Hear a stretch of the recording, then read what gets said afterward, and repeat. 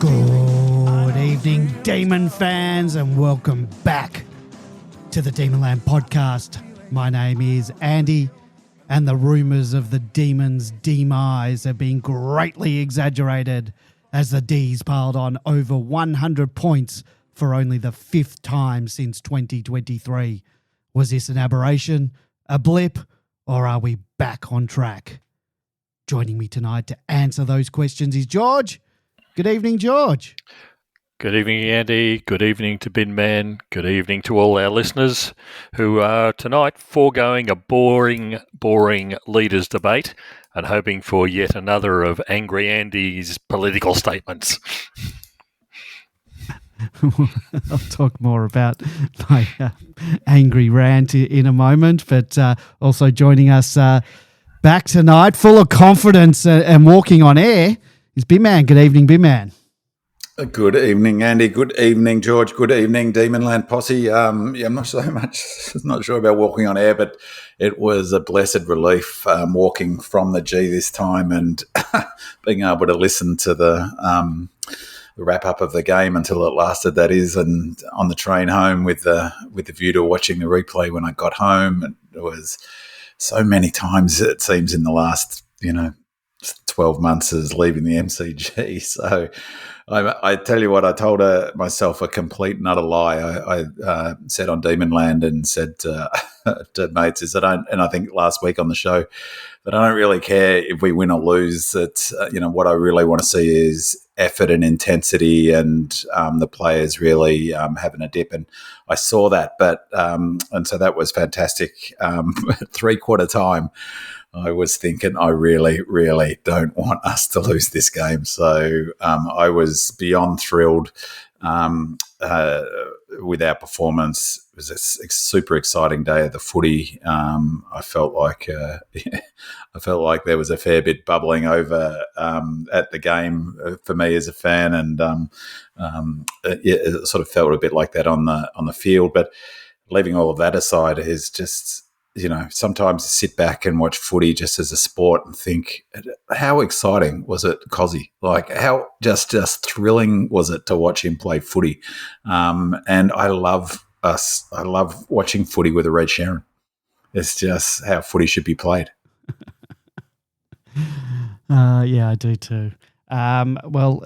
Before we start talking about the game, each week I do invite our loyal listeners to support the podcast by leaving us a 5-star review and a comment on Apple Podcasts. We truly appreciate the feedback, and as a token of our gratitude, we give a well-deserved shout-out to those who do take the time to share their reviews. And this one's a one out of left field because Left Arm of God gave us a 5-star review, but he's taken aim at the coach, and for context, this was written a week ago, and he's also taken aim at you, Bin Man, for giving the coach a pass. And I can't read out all of his review for legal reasons. Leave that up to your imagination. But he writes, Bin Man, your love for Goodwin has reached sickening levels. Can you please listen to what you're saying? You're successfully diagnosing the issues with the club at the moment: communication, accountability, effort, but somehow absolving the most influential cog, the coach, from that. Extraordinary. You had a go at Brad Green for referencing the third quarter. Do you know who referenced it 4 times in their press conference? This guy has an obvious lack of accountability for his guys for so long. More interested in being mates with them and in love with them than challenging them. And that's why you see repeated terrible habits from the likes of Oliver, Fritsch, etc., and what now looks like a plateau in development of younger players. And then there were a couple of sentences that I had to redact. Stop giving him a pass every week. Well, that wasn't so much of a review of the podcast, but he did find the loophole that gets his message across, which is leaving us a 5-star review on Apple Podcasts. So well done for that. Bin Man, we have a couple of questions on Goodwin a little bit later on, but before you respond to the reviewer, this is from Demonland poster D-Star9, and I'll read it and then you can respond to both. D-Star9 writes, it should be an interesting podcast this week. I was at the GWS game, and despite the loss, I was genuinely excited by what I saw. It was a great game to watch. Like everyone, I've been disappointed by our recent losses, but I learned a long time ago that win or lose, I no longer pay attention to the media coverage of the MFC. I only listen to Simon Goodwin and whichever player does the post-match interview. Somewhere along the way, we seem to have forgotten that we're watching a game of football. The level of scrutiny, analysis, and dissection has become ridiculous. I haven't even been listening to the Demonland podcast lately because it's gotten quite depressing. I did listen to a bit of the Bombers podcast, though mainly because Big Man is often the voice of reason. That said, I was disappointed to hear you drift away from your usual mantra of listen to Goody. He's been clear and consistent in his messaging. We're implementing a new game plan. We're confident in it. There'll be some hiccups, but in footy, things can change quickly. We now have a healthier list, which means we can start dropping players based on form, and that added depth is crucial. Our senior players are also beginning to find form again. I don't expect us to win every game, but I can clearly see the direction that we're heading. Goodwin took 7 years to build a game plan that brought us the ultimate success. He's now building a new system around exciting young talent, and this time it won't take 7 years. He deserves our respect. So, Big Man, you can respond to both of those. Yeah, thanks. And I'll work backwards from DSAT 9. And look, I think it's a really good question. And to be honest, on reflection, mea culpa for me for last week is that, I think as I said at the top of last week's show, I hadn't processed the loss against the Bombers coming into the podcast, hadn't done any sort of meaningful analysis or even looked at the game. And, I think I would have preferred if I had have processed it before. So it was certainly a note to self to process the game before I hit the podcast, because the sort of red mist was definitely there. So I have absolutely processed this win. I've watched the replay twice, and I've watched the footy shows this week for the first time all year, and read about it, and I've been on Demonland. So I've processed it this week. It's easy after a win. But look, I think that's a reasonable comment from DSAR9, and I on reflection, when I talk about the stats in a sec, I'll sort of pick up some of the things of being overly negative last week. I felt like I was in terms of the view. I've used this gag before, but MFCSS is a bit like herpes. It never goes away and flares up at times of stress. And so I'm blaming last week's my performance on a flare-up of MFCSS after 5 losses and heebie-jeebies of thinking back to the bad old days, and we've had plenty of them. So I think that's a really fair comment from DStar9. In terms of the first, the reviewer, what was the reviewer's name, Andy? It was the left arm of God. Left arm of God. In terms of that, look, and it's funny because I asked you to pair those two together, because if DStar9 had probably listened to a bit more of the Bombers podcast last week, I think that it'd be fair to say, in fact, that which is what Left Hand of God is talking about, I think, is that, in fact, I put it on the players, not Goody, last week. I think that just in terms of Left Hand of God's comments is that, Goody does deserve our respect. I think he's an underrated coach tactically. We'll dig into that game a little bit from a tactics front. He had he gave Longmuir an absolute tactical bath on the weekend. As Simpson noted, there was a really interesting clip I saw on Demonland of Simpson and Longmire talking about Goody and the challenges that Simpson faced trying to create a new game plan, and it was actually really interesting. He said he failed in doing so. He made the point that I've made before about Goodwin, that this is the second time Goodwin has tried to implement a brand new game plan. So he went from that attacking model that was really innovative, that arguably drove the introduction of the 6-6-6, that flying V off the halfback flank and that aggressive ball movement, to a defence-first, zone-based game based on trapping in the forward half that became the template for footy for a while, or, building on Richmond.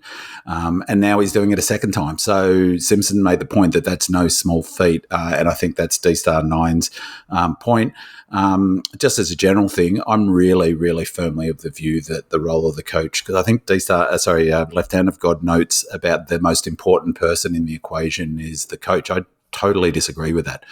Like I said last week, I personally think the most important thing in a football club is a good governance system. I just think that the history shows that clubs with good off-field, stable governance and boards and management CEOs and footy departments are much more likely to be successful. Like, history is clear on that. So I think that's number one. Personally, I think the fitness department is, if not more important, equally important to the coach. But above all, I have an absolutely unwavering opinion and belief that, in fact, it's the players who determine success.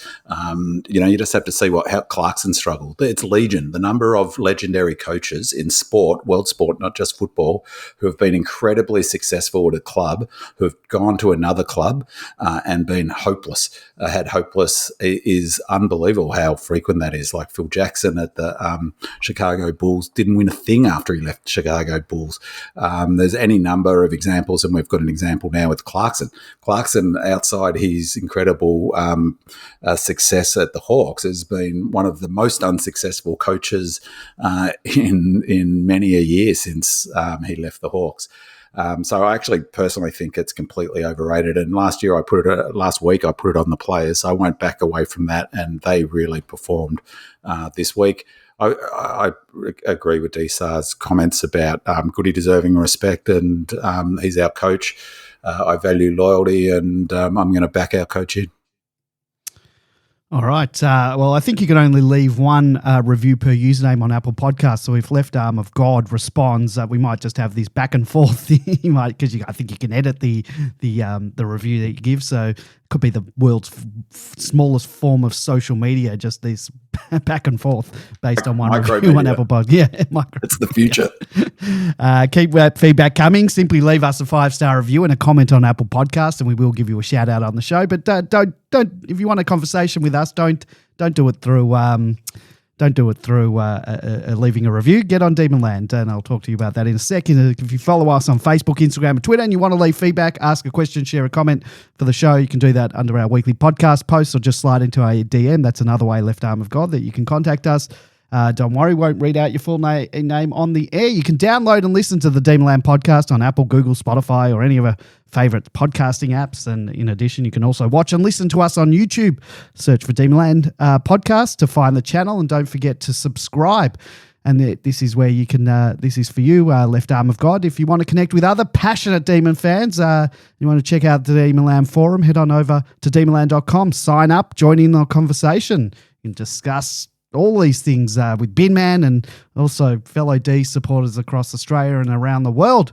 So if you want to jump on the air tonight, that's another way, Left Arm of God. You can and have your say on any of the topics that we're covering. Give us a call on 039016 3666. That's 039016 3666. I'll answer. I'll put you on mute and bring you in when there's a break in the conversation. If you want to call that number during the week, leave a message. We'll play that out on the show.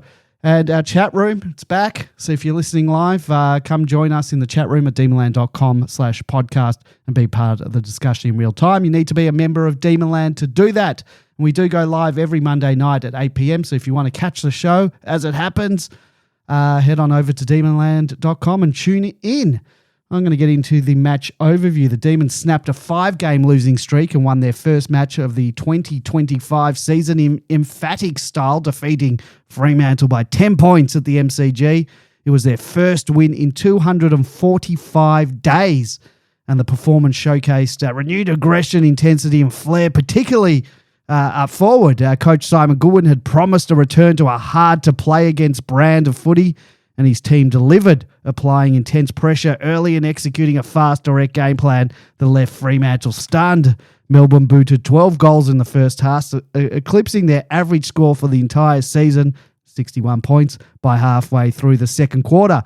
Kozzy Pickett was simply electric. The 23-year-old livewire booted 5 goals from 24 disposals, including 4 in a dazzling first half that earned comparisons to Cyril Rioli from Isaac Smith on Triple M.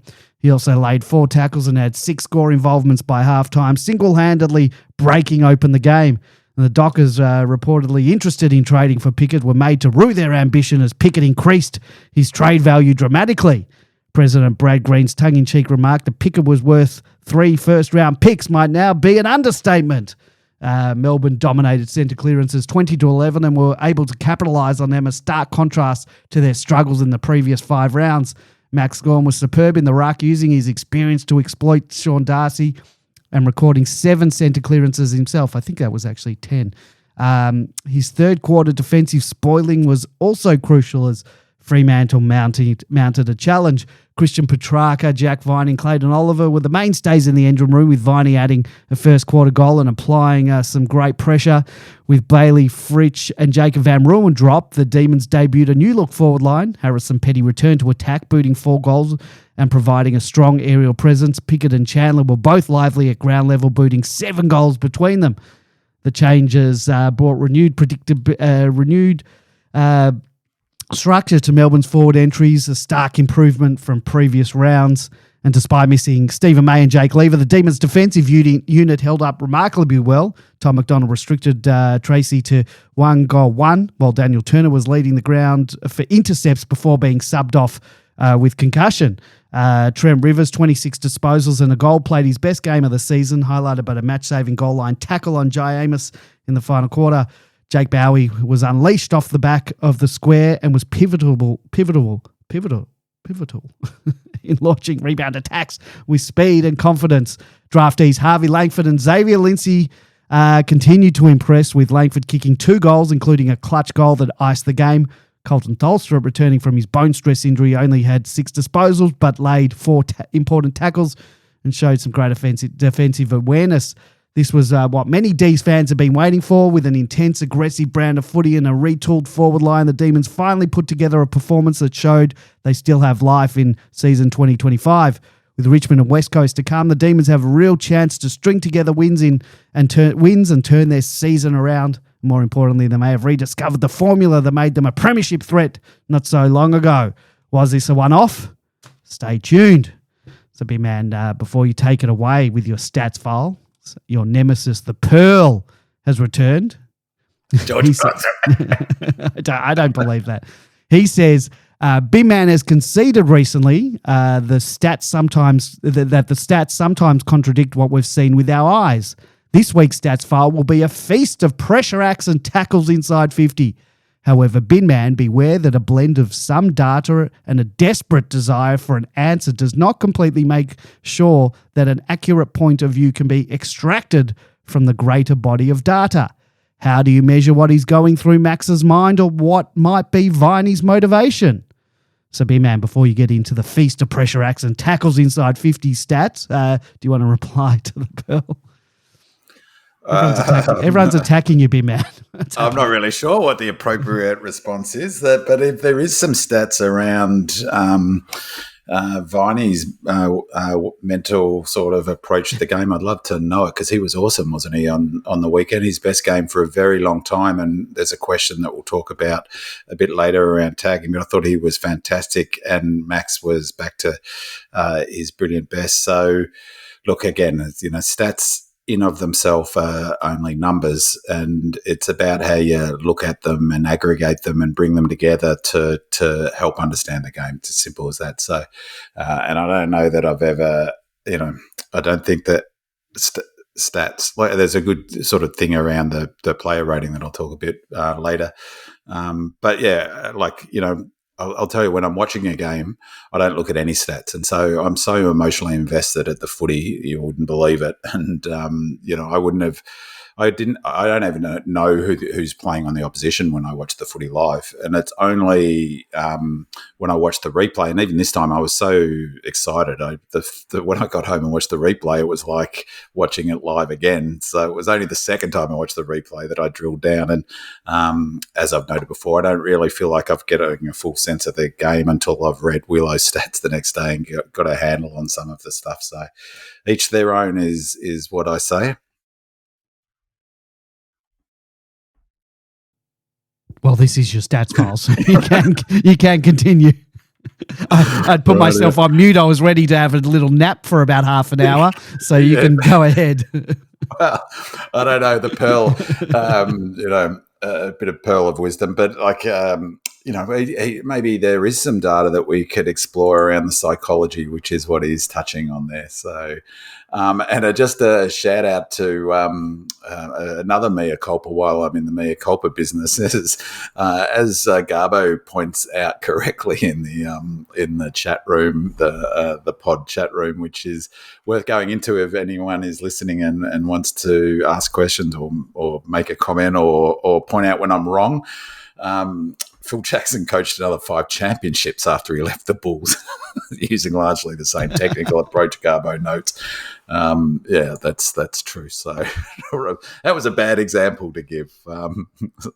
So let's go into the stats file, and hopefully this is all accurate. None of it's from ChatGPT, although that wasn't. That was BI, bin man intelligence flaw there. So one of the things I think about last week in terms of not doing any analysis and not sort of processing that loss against the Bombers before the podcast was, of course, missing the opportunity to see, some of the positives that are happening this year. And this is from Titan Uranus, which is a poster on Demonland, who noted some interesting information that Daniel Hoyne had talked about on his SEN show on the 15th. There were a couple of other points that were referenced here, but I'll just focus on the first couple because the others weren't so positive. So in the spirit of remaining positive, I'll just highlight these 2 ones, which is where the third, this is coming into before the weekend. We were the 3rd fastest ball movement team in the competition, with the main reason being we get it and go quickly. We play on with short forward movements. We're one of the fastest teams at playing on in the AFL.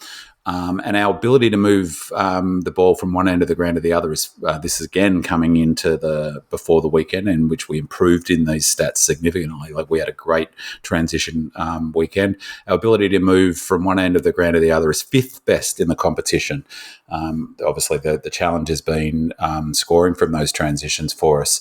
Only scoring 1 in 4 from those chains, when the average is AFL average is 1 in 2 when you bring it from the other end of the ground. But nonetheless, it just shows what Goody's been talking about in terms of our ball movement has actually been pretty good, and that's something that is well worth highlighting. And whilst it's easy, it's a funny dynamic when you criticise the Ds for getting it inside 50. The implied criticism is we don't score enough, but you can't score unless you get it inside 50. So, it seems a bit sort of counterintuitive to not at least acknowledge we've been getting the ball inside 50 both quickly. We just haven't been taking our chances, and we saw how the game changes when we do take our chances. Tactically, I thought it was a really fascinating game, and we'll probably unpack a little bit through the show. And we were, again, fantastic with our ball movement this week. So those 2 data points were coming into the game. Willow ratings that people have heard me reference, it's a great site, willowratings.com. He's got a wealth of stats there, really easy to search, and he put some of the key stats on Demonland in a thread each week called Stats File 2025. And he noted that he's got some new transition stats that he's now keeping, which goes to the sort of just how significant transition is in footy and how key a data point it is. And sort of just picking up that theme from that we're moving the ball pretty well, is the transition stats show that Melbourne were able to transition the ball really well from our back half. 33% of our D50 chains and 40% of our defensive half chains. That means chaining it out, possessions out of our defence, resulted in inside 50. So that's really, really impressive. Definitely we could have capitalised even better than we did, and we could have really put them to the sword. But nonetheless, that was still a big improvement in our scoring. As you said, Andy, we were, I think, 74 points at halftime, weren't we? Which was our previous high score for the whole season after 4. So Willow's introduced some transition-based stats for if you're interested in looking at them. There was also, I watched the footy shows for the first time this season pretty much last night, and I thought this was interesting. What's the ex-Hawthorn player and Melbourne player, Lewis, noted that, again, this theme about what Goody's doing differently, different Ds in 2025, the Chiron said, under Goody, since the period, this is his 9th season since he's been coaching, speed of ballment, this is the fastest on record for moving the ball under Goody. And so that's interesting if you go back to 17 and 18, how fast we moved the ball then. We were moving it faster than anyone in the AFL in 2017, 2018 from the back half. We're moving it faster now than we were then. Uncontested marks, we've had the most uncontested marks so far at any point under Goody, and long down the line kicks, which were the bane of so many fans, over the last few years in Goody's style. We've got the lowest number of long down the line kicks in Goody's tenure as a coach. So that's really interesting, I think, in terms of giving us an insight into what Goody's trying to do. And we saw the benefit of it on the weekend. It was exciting footy, wasn't it? That handball chain that ended up with a goal to Petty, marking near the top of the goal square, was just thrilling bit of footy with those handball. That's the other feature that Goody that probably will get picked up in the next little while, I'm guessing, on the footy shows or whatnot, is I talked last year at the beginning in the preseason last year in the practice games, we were clearly trying to do long handball forwards. We were clearly trying to implement that. We're still trying to implement that, and we saw the benefit of it. It's what Collingwood are doing. Our game plan is looking remarkably like Collingwood's at the moment, like incredibly similar. Before I get into the good, the bad, the ugly, and the curious, the player ratings, what a performance from Kozzy. He had, remember, 20 is considered an elite game, all-Australian level game of footy. Kozzy had a rating of 21.8 with his highest point scoring in that last quarter. I love that. So 21.8 is just, for a small forward, that is something out of the box. What a time for Jack Viney to have his best game of footy for a long time. He scored almost 20, and I'll have to do an analysis of this, but I suspect that's one of his highest scores for some time. He's not sort of generally a super high scoring under this player rating system. He had an awesome game, fantastic. He dropped away a little bit at the end, but 19.9 is fantastic. As you mentioned, Andy, Trent Rivers had a terrific game and exciting the way he played. I really like him playing from halfback flank. I think that's a better position for him than midfield. He was third, 16.8. How's this? The Bison, Harvey Langford, was our fourth rated player, including a match-winning goal in the last quarter. His match rating was 16 for the game. Just a note on him, he's not particularly quick, but geez, he's a quick thinker.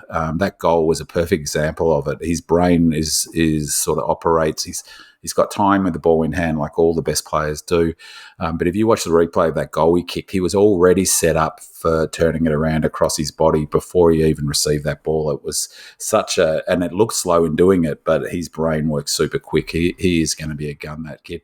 Jake Bowie continues his incredible season. He's been a real shining light for us this year. Bowser, he was our fifth best player, then track Pets. This one was interesting. And there's a lot of people, Pearl probably being one of them, who criticise the player ratings. Player ratings is, it's just another point. It's not necessarily saying who's best, although it often does line up that way. Max Gawn was our seventh or eighth best player. He's fifth, sixth, seventh, eighth with 13.4 rating points. So that was really interesting. The rating points, they really take points off for missing goals, and he missed a couple of easy goals. So that was why his rating was so low in that last quarter, was only 0.5. But he got 9 coaches' votes, didn't he, Andy? Who else got the coaches' vote?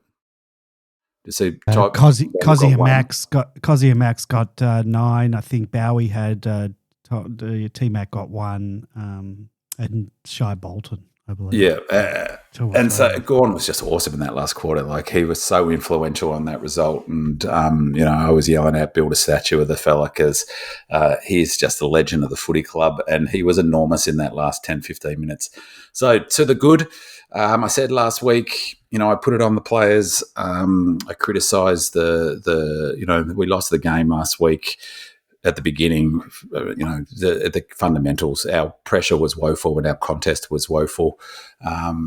but it was certainly not the case this week. So our pressure was brilliant. A lot of questions will be asked of Freo this week with their pressure. The match pressure rating was 187 to 164, so plus 23. Unbelievable. That's fantastic. The most impressive stat, though, is our last quarter was our pressure rating was 195 in that last quarter, our highest of the season, of any quarter for the season, and the highest of this match, obviously, as well, to their only 163. So it's almost a complete inverse of the previous week against the Bombers. We're plus 32 when the whips are cracking in the last quarter, and plus 26 pressure points in the second. I just wanted to flag something about the pressure because that's aggregated over a period of time, and it's the same with the inside 50 and time in forward half stats. Is when it's aggregated over a period of time, like a quarter or a match. Say time in forward half is 50-50, but it's the time when you get to like a 10-minute burst where you're 70-30, and that's where you get the scoring done. So just on the pressure, it's exactly the same with the pressure. So at the 9-minute mark of the first quarter, our pressure rating was 223. At the 5-minute mark, 5-minute and 32 second minute of the last quarter, our forward pressure was just immense. We led the tackle count in the forward half. It's 8-1 at that point after only 5 minutes. We had a pressure factor of 247 by that stage of the last quarter. Just incredible. And at the and then later we averaged 184 across the first three quarters, and at one point in the fourth term we peaked at 321 in a short burst of time. So it just shows where our pressure in that last quarter was really top notch. And as I said, you're just not going to win games of footy without your pressure being at the elite level. Our top 5-6 rated players were Jack Viney, Clayton Oliver, who whilst he's a bit slow, Clayton, off the standing start and at full clip, he is been up in the top 3-4 pressure applied each week so far this year, and he's tackling really hard. Jake Bowie was third, Tom Sparrow track, which was really good because he had 35 pressure points, and Charlie Spargo had, I thought, a really good game, and he was our sixth highest rated player on pressure. He had 33 pressure points, 14 pressure acts, well above his season average of 23.5, but keeping in mind that he was a sub in at least one of the matches. So another good from scoring. I talked last week about our contest.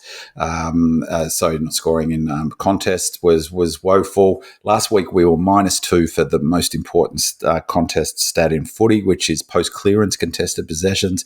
-2 is just terrible. This week we were +15 against a very good contested team, 85 to 70. So that's a complete and utter 180-degree turnaround. Brilliant. And we're also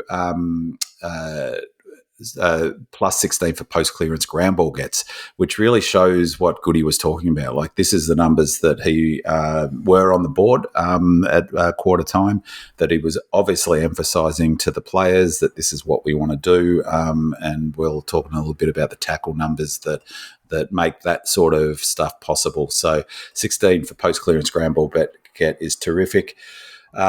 Another positive was that we scored 58 points from turnover against a season average of our season average thus far is 34.5, and I think it was 30 coming into this match or something, or 29. So we almost doubled our season average coming into the match from points from turnover, which was just brilliant.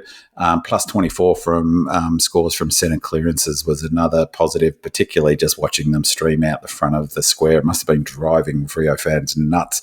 Gawn grabbing it out of the ruck and handballing it forward to track. The goal from Viney was just an absolute joy to watch, and is really what we're trying to do. Scores from turnover in our defensive half, season average is 11. And in this game, we scored 38 points, meaning that turning the ball over in our defensive half, we're only averaging 11 points this season. As a score source, this time it was 38 points. Again, that's all about the pressure, the intensity. The turnovers happened because of how hard at it we were. And to be honest, that Freo weren't hard at it enough. Our tackling was a real positive. Last week, we're actually pretty good with tackles inside 50. We were plus 10, 14 to 4, which was about the only good that I could find in last week's data. But we were phenomenal this week, and a lot was made of it in the call. 27, Longmire Muir was asked about it in the presser 27 tackles inside 50 to their only 4, plus 23 for that number is fantastic. That that really goes a long way to explaining the victory, I think.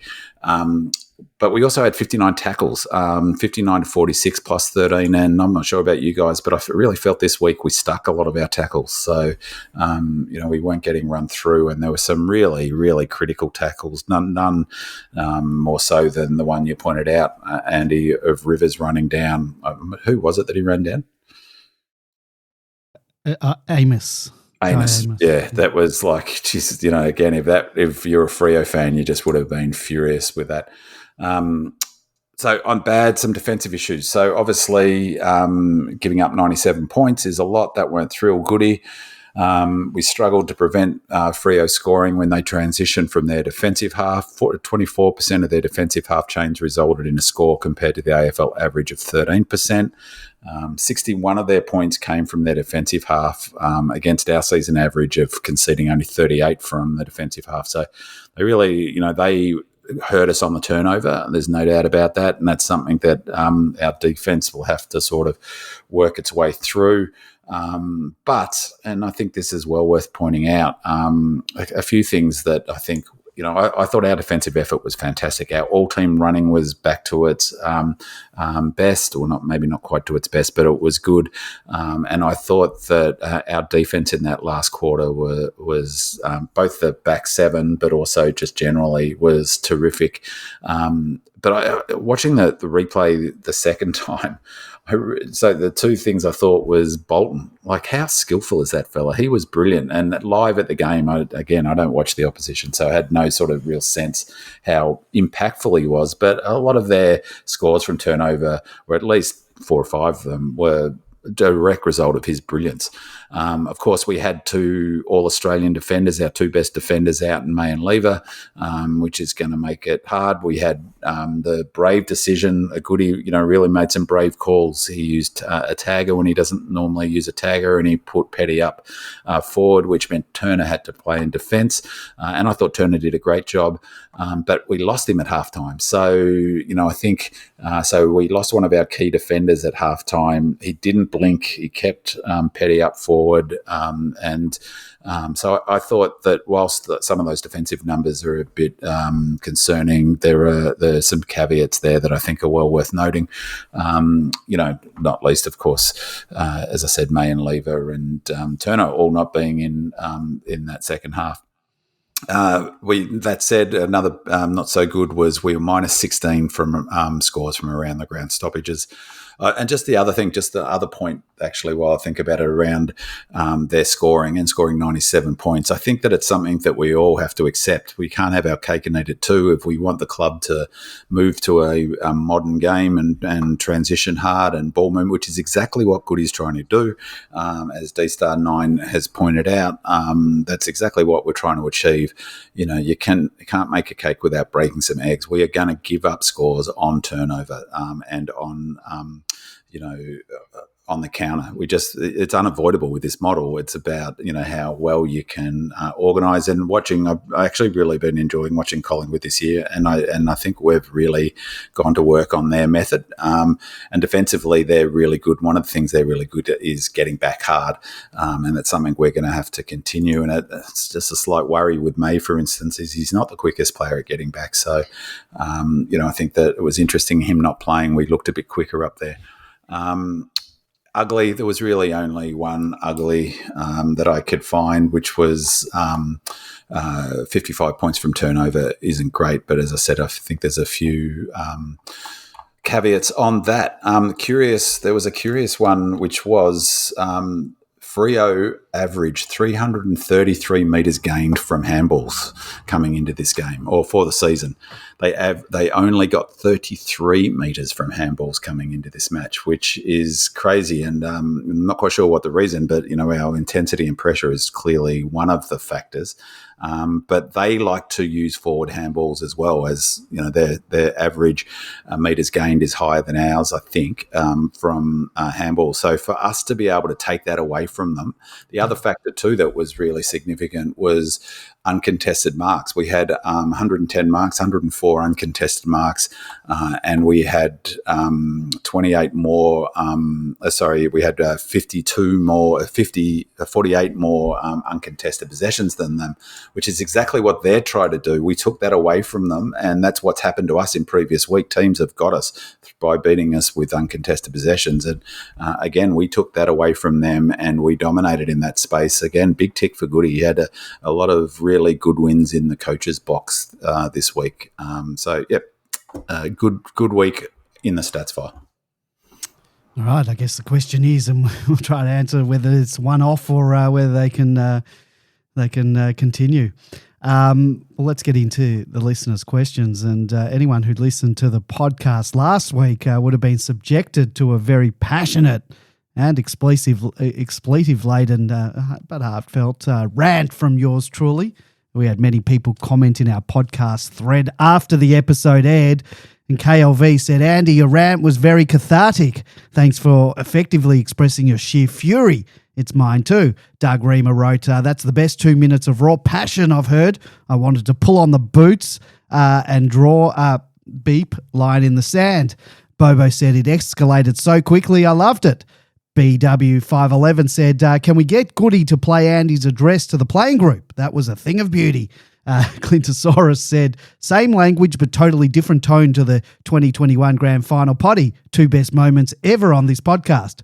And my sister, shout out to Em on the other side of the world, said, dusting off the old Demonland password just to say that if you've ever sat next to Andy at the footy when Melbourne is losing, that colourful rant was nothing. Demon WA wrote, good quality rant there, Andy. Don't agree with it all, but love the passion. Dutch Demons wrote, wow, Andy getting sweary was not on my bingo card for 2025. The Spirit of Norm Smith said, whilst I agree with most of the views and disagree with other views expressed, I love the anger, love the discussion, love the passion. Andy got angry. Actually, he was quite tame compared with some conversations I've had with fellow Demon supporters in the last few days. And D. Old Fart wrote, love your unbridled and heartfelt passion for the team we love, and your anger with what has been dished up both on and off the field since the end of last season. I can only hope that somebody with authority at the club tunes in and takes note. Ghost Rider writes, I think I like Angry Andy. Yasarian said, logging back on for the first time in ages just to say I bloody love that angry rant from Andy. I was cracking up in the car. Sensational. Give us a glimmer of that passion from absolutely anywhere within the club. And Supreme Demon wrote, I liked Angry Andy. I'm also very passionate at the football, and I love it when I hear that passion in fellow Demon supporters too. Red and Blue Rising said, express perfectly how we're all feeling at the club. Please send it to them and put a rocket up them. Not acceptable from the board down. Bring Back Pal says, I stood up and clapped. And Maxie said, Andy's rant last week should not be underestimated in getting the D's up and about. Love the passion, fellas. Swooper Northey says, Andy, your well-timed spray last week's podcast, fire and brimstone that would have made Barras proud, clearly had the desired effect. Well done. And finally, Whispering Jack says, any result on the Demonland match review panel's deliberations on the report against Andy for his outburst on last week's podcast? Well, it's not often that I let my emotions spill over like that on the podcast. And while I will apologise for the language, I'm never going to apologise for the passion, because I bloody love this football club. Its fortunes, whether soaring or coming crumbling down, it's deeply embedded in my psyche.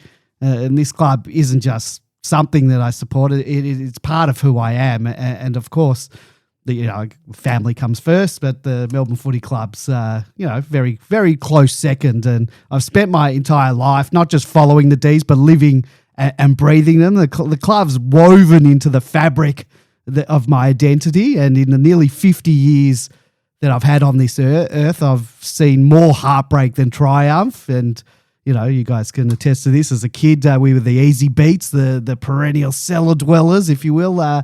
In my teens and early adulthood, we had the flickers of final success, but we were never truly feared. We were never a powerhouse. And then came over a decade of being a complete a basket case until finally there was this glorious light at the end of the tunnel, and we clawed our way to the summit. The flag in 2021, that was everything for all of us. We reached the promised land, but a once-in-a-lifetime pandemic meant that I and all of you guys, we all watched it alone on the couch, far from the people that we would have celebrated it with. But still, we as a club, we had arrived. We had a team, that had the potential to create a dynasty, a sustained era of greatness and success. And now, just a few short years later, we find ourselves 0-5. Well, now we're 1-5, teetering on the edge of yet another rebuild, maybe another stretch in the footballing wilderness. And it was devastating, and that's why the emotion sort of came out. It wasn't scripted, it wasn't calculated. I didn't plan on it. It was very raw. It's the club that means everything to me. So yeah, I'll apologise for the language, but I'm never going to apologise for the passion, because this club, it lives in my soul as it does in all of yours. Anyone who's listening to this now, 2.5 hours every week for talking about a 2-hour game, we've all got passion, and yep. That's all I have to say about that. And isn't it good that Maxi, the club's captain, posted there saying that you were responsible for the win? Well, there we go. There you go. They did not invite me into the rooms before the game. All right, well, let's get into the proper questions. We did have a caller who called in. I did answer it, but they hung up. Maybe they didn't like my heartfelt little soliloquy there. Lazy writes, we smashed uncontested possession this week, 252 to 204. I think it set the tone from the start that we were willing to work. But why is it that when we've been beaten in this area this year, that we look so poor? What is it about kick marking against Melbourne that makes us easy to play against? I hope to see us at least break even in this stat for weeks to come. And Dice says, we finally won the tackle count. Effort. And it's amazing what message is sent to the rest of the group when big name players are dropped. Goes D's. Buckneked says, 100-point turnaround since the last time. This was a game where the effort was going to tell the tale. Were they prepared to play for the coach and each other? We saw this with heaps of team-first actions. A nice day out, but how long will it last? Is this the enlightenment and renaissance, or just a blip on the radar? Spirit Norm Smith says, pressure was elite, over 200 consistently, not that pathetic 135 from last week. The tackling, better, more contested footy, 59 tackles, 27 in forward 50. The pressure was huge as we locked it in. A little reminder of us of 2021. Still too many missed tackles or where Freo got the handball away. Work to do, but a lot better. So, George, overwhelming consensus on Demon Land after the game was that we finally brought the pressure and effort and attitude, all of which has been sorely lacking over the previous 5 weeks. And the big question now, can we sustain it? What was this, just a one-off or the start of something more? Got some very winnable games on the horizon. If we can build some consistency off the back of this performance, it's going to go a long way to rebuilding confidence. And with that, maybe we can start to challenge some of the stronger sides again. We got exactly what we all wanted and needed this week. It was fantastic. I posted, I think, on Demon Land that some of the Freo efforts, you could have replaced the Melbourne players from the previous week's efforts with some of their players. I was extraordinarily surprised at Freo's drop-off. This wasn't the Freo that we saw last year that, they beat us by, nearly 15 goals and then 10 goals. And some of Bin Man's stats were just damning for them, that while we had 27 forward 50 tackles, they had 4. One a quarter. That's just nowhere near AFL standard. That statistic that Bin Man quoted about forward handballs, 33 metres.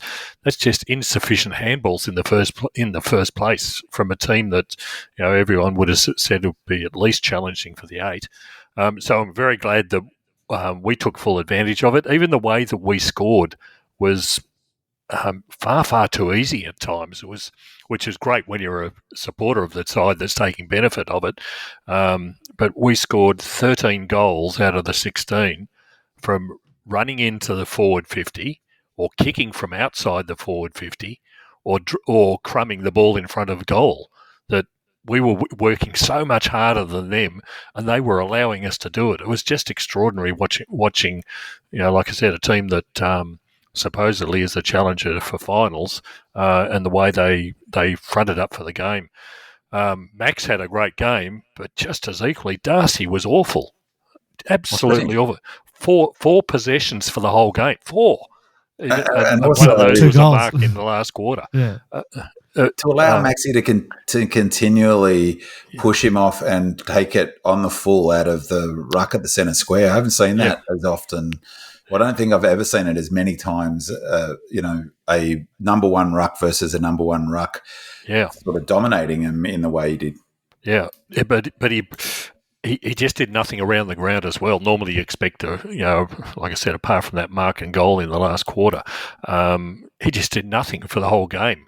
It was quite extraordinary what we were seeing. So, all kudos for us. Back for a long time, I think, because he was injured, wasn't he? So, but even so, for in any player to have 4 disposals in a game of football, is just not up to standard. So, we brought the pressure. We did exactly what we needed. We had the run that we needed. I'm hoping that we'll see similar sorts of things next week. From our side, but I don't know that we're going to get sort of the free movement that Freo allowed us to get away with in this game. Really, when we had no Lever, no May, and we had Turner out by half time, effectively it was T-Mac and no one else in the back line, and we still held them out. So there was something seriously wrong with what was going on at Fremantle, but we'll take the win, and hey, it was great to watch. Totally. And a couple of things on that, George. One thing is outside of there's Jackson and there was another player who'd be in their best 22. I can't think of at the moment, but that was almost the best team that they could put on the park outside the Jackson and the other player who I can't recall. Was it Walters? Maybe No, I don't think Walters wasn't playing. Neither was Fife, if he's still considered best. Five's finished. I think it was either of them, to be honest. But anyway, it was pretty close to their best 22. So certainly closer than than we were. The guy who towed us up in the practice game. What's his name? Driscoll. He's pretty good. Yeah. So I mean, Jackson's obviously the big one. So one, it was a pretty good team they had on the park. Two, but coming in, everyone was saying, I had to laugh because I watched the replay, and David King's first thing he said is that he thought they were going to, top 4, good chances, winning the flag, best list in the AFL was what David King opened his analysis with. And I'm worrying about you, Ben, man. That's 2 weeks in a row you've been listening to David King. Well, that was on the replay. It was last week was the painful post-match analysis. But he was saying how potent their forward line is. So it's worth noting, Amos and, everyone reckons Tracy's the second coming of Peter Hudson at the moment. So we did pretty well to maintain it. But there's a question later about fitness, so I won't cut my own lunch because I'm going to answer that one. But it's interesting. We got a caller on the line. We'll take in a sec, so stay on, caller. We'll be they noted a couple of times in the commentary that the fact that Port had Freo had come to Melbourne after the gather round and not gone back to Perth. And a couple of them were Jack Rigold, who's increasingly I'm finding just frustrating. But he talked about the risk of doing things like that can really throw your routines when everyone's players and teams are so routine based in their preparation that he wondered whether that could have an effect before the game or early on in the first quarter. So it worked for us last year when we did the double Adelaide thing. So you can look at it both ways. We do have a caller on the line. Welcome to the Dreamland podcast. Who am I talking to? Hey guys, it's Rob from Maidstone again. How you going? Good, mate. How are you doing? Yeah, good, thanks. Just wanted to call in on a more positive note than last time. Didn't want to be that guy always leaving bad reviews. Firstly, just wanted to point out how good the vibes were at the G. I just love being at the G against an interstate side, and it's just a love fest. It's so good. No better place to be, in my opinion, in the world. Especially when you got your family and friends there. So yeah, just loved that game. Live down near the cheer squad was awesome. Yeah, just like last time I called in, I sort of had a crack at Max for not, giving the fans a shout out, and I just want to sort of eat humble pie on that. Like he gave us a pump up in his post match on the ground, and then Goody really gave us a massive shout out in his presser. Kate Chandler gave us a shout out on the field there as well. Like I couldn't even hear what he was saying because the crowd was going off, but I just really appreciated that, and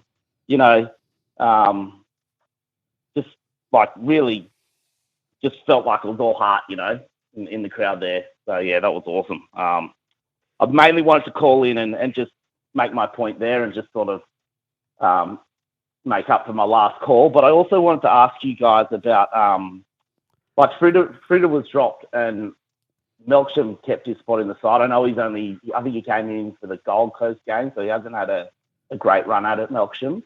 But I really feel like Frida is the kind of player that would have gone off on the weekend, in that if we're playing like that, like Frida would have kicked the bag probably as well, So I don't know. I just would like your thoughts on whether you prefer Frida in the side over Melksham or not. Go ahead, big man. Yeah. Well, personally, I've been calling for Frida to get dropped a couple of weeks. I think that the point, Goody made it clear what the benchmark was this week, that the team would be judged on intensity and pressure, and he simply hasn't been bringing enough, and JVR needs form. But so personally, I think that Frida needs to go back and work on his defensive efforts and bang the door down before he can come back. I agree. He would have loved it out there, the open space, but only if it's no coincidence that we went from, 14 tackles inside 50 to 27 tackles inside 50. Neither, if you look at the pressure numbers and tackle numbers for Frida and JVR, they've been, after a pretty good first round, they've been appalling since. So, I think that was really, the cause for, at least for Frida being dropped. I suspect that with JVR, it's a little bit more about his form. But I think Frida should have been dropped 2 weeks ago, so I was very pleased. And I thought Melksham, whilst he wasn't huge, he competed hard, and he's an on-field leader. And I've really been thinking about this a lot, actually, is that I really think we've missed Gus and Nibbler's on-field leadership, and both are glue-type people. And I reckon Melksham's a bit like that as well. And but I've got a question for you, Rob. You're at the game. Wasn't the crowd? There was 25,000 people there, which I thought was a fantastic turn up. And again, Andy's pointed this out, the cameras would have made it feel like, but where we were on the Olympic side, it felt crowded and it was super loud. Did you find the crowd really engaged and loud? I did. Rob?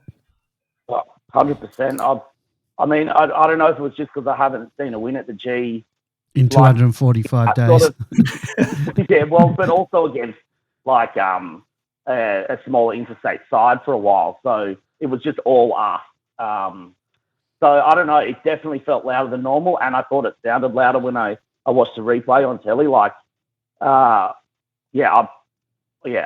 definitely felt louder. And like, same as you, like just walking around the Olympic side, it just felt buzzing. Like, yeah, obviously we're winning, so that helps a lot. But well, and I swear I feel like it's a factor. It was a factor in the win. So sorry, George, you were going to say something.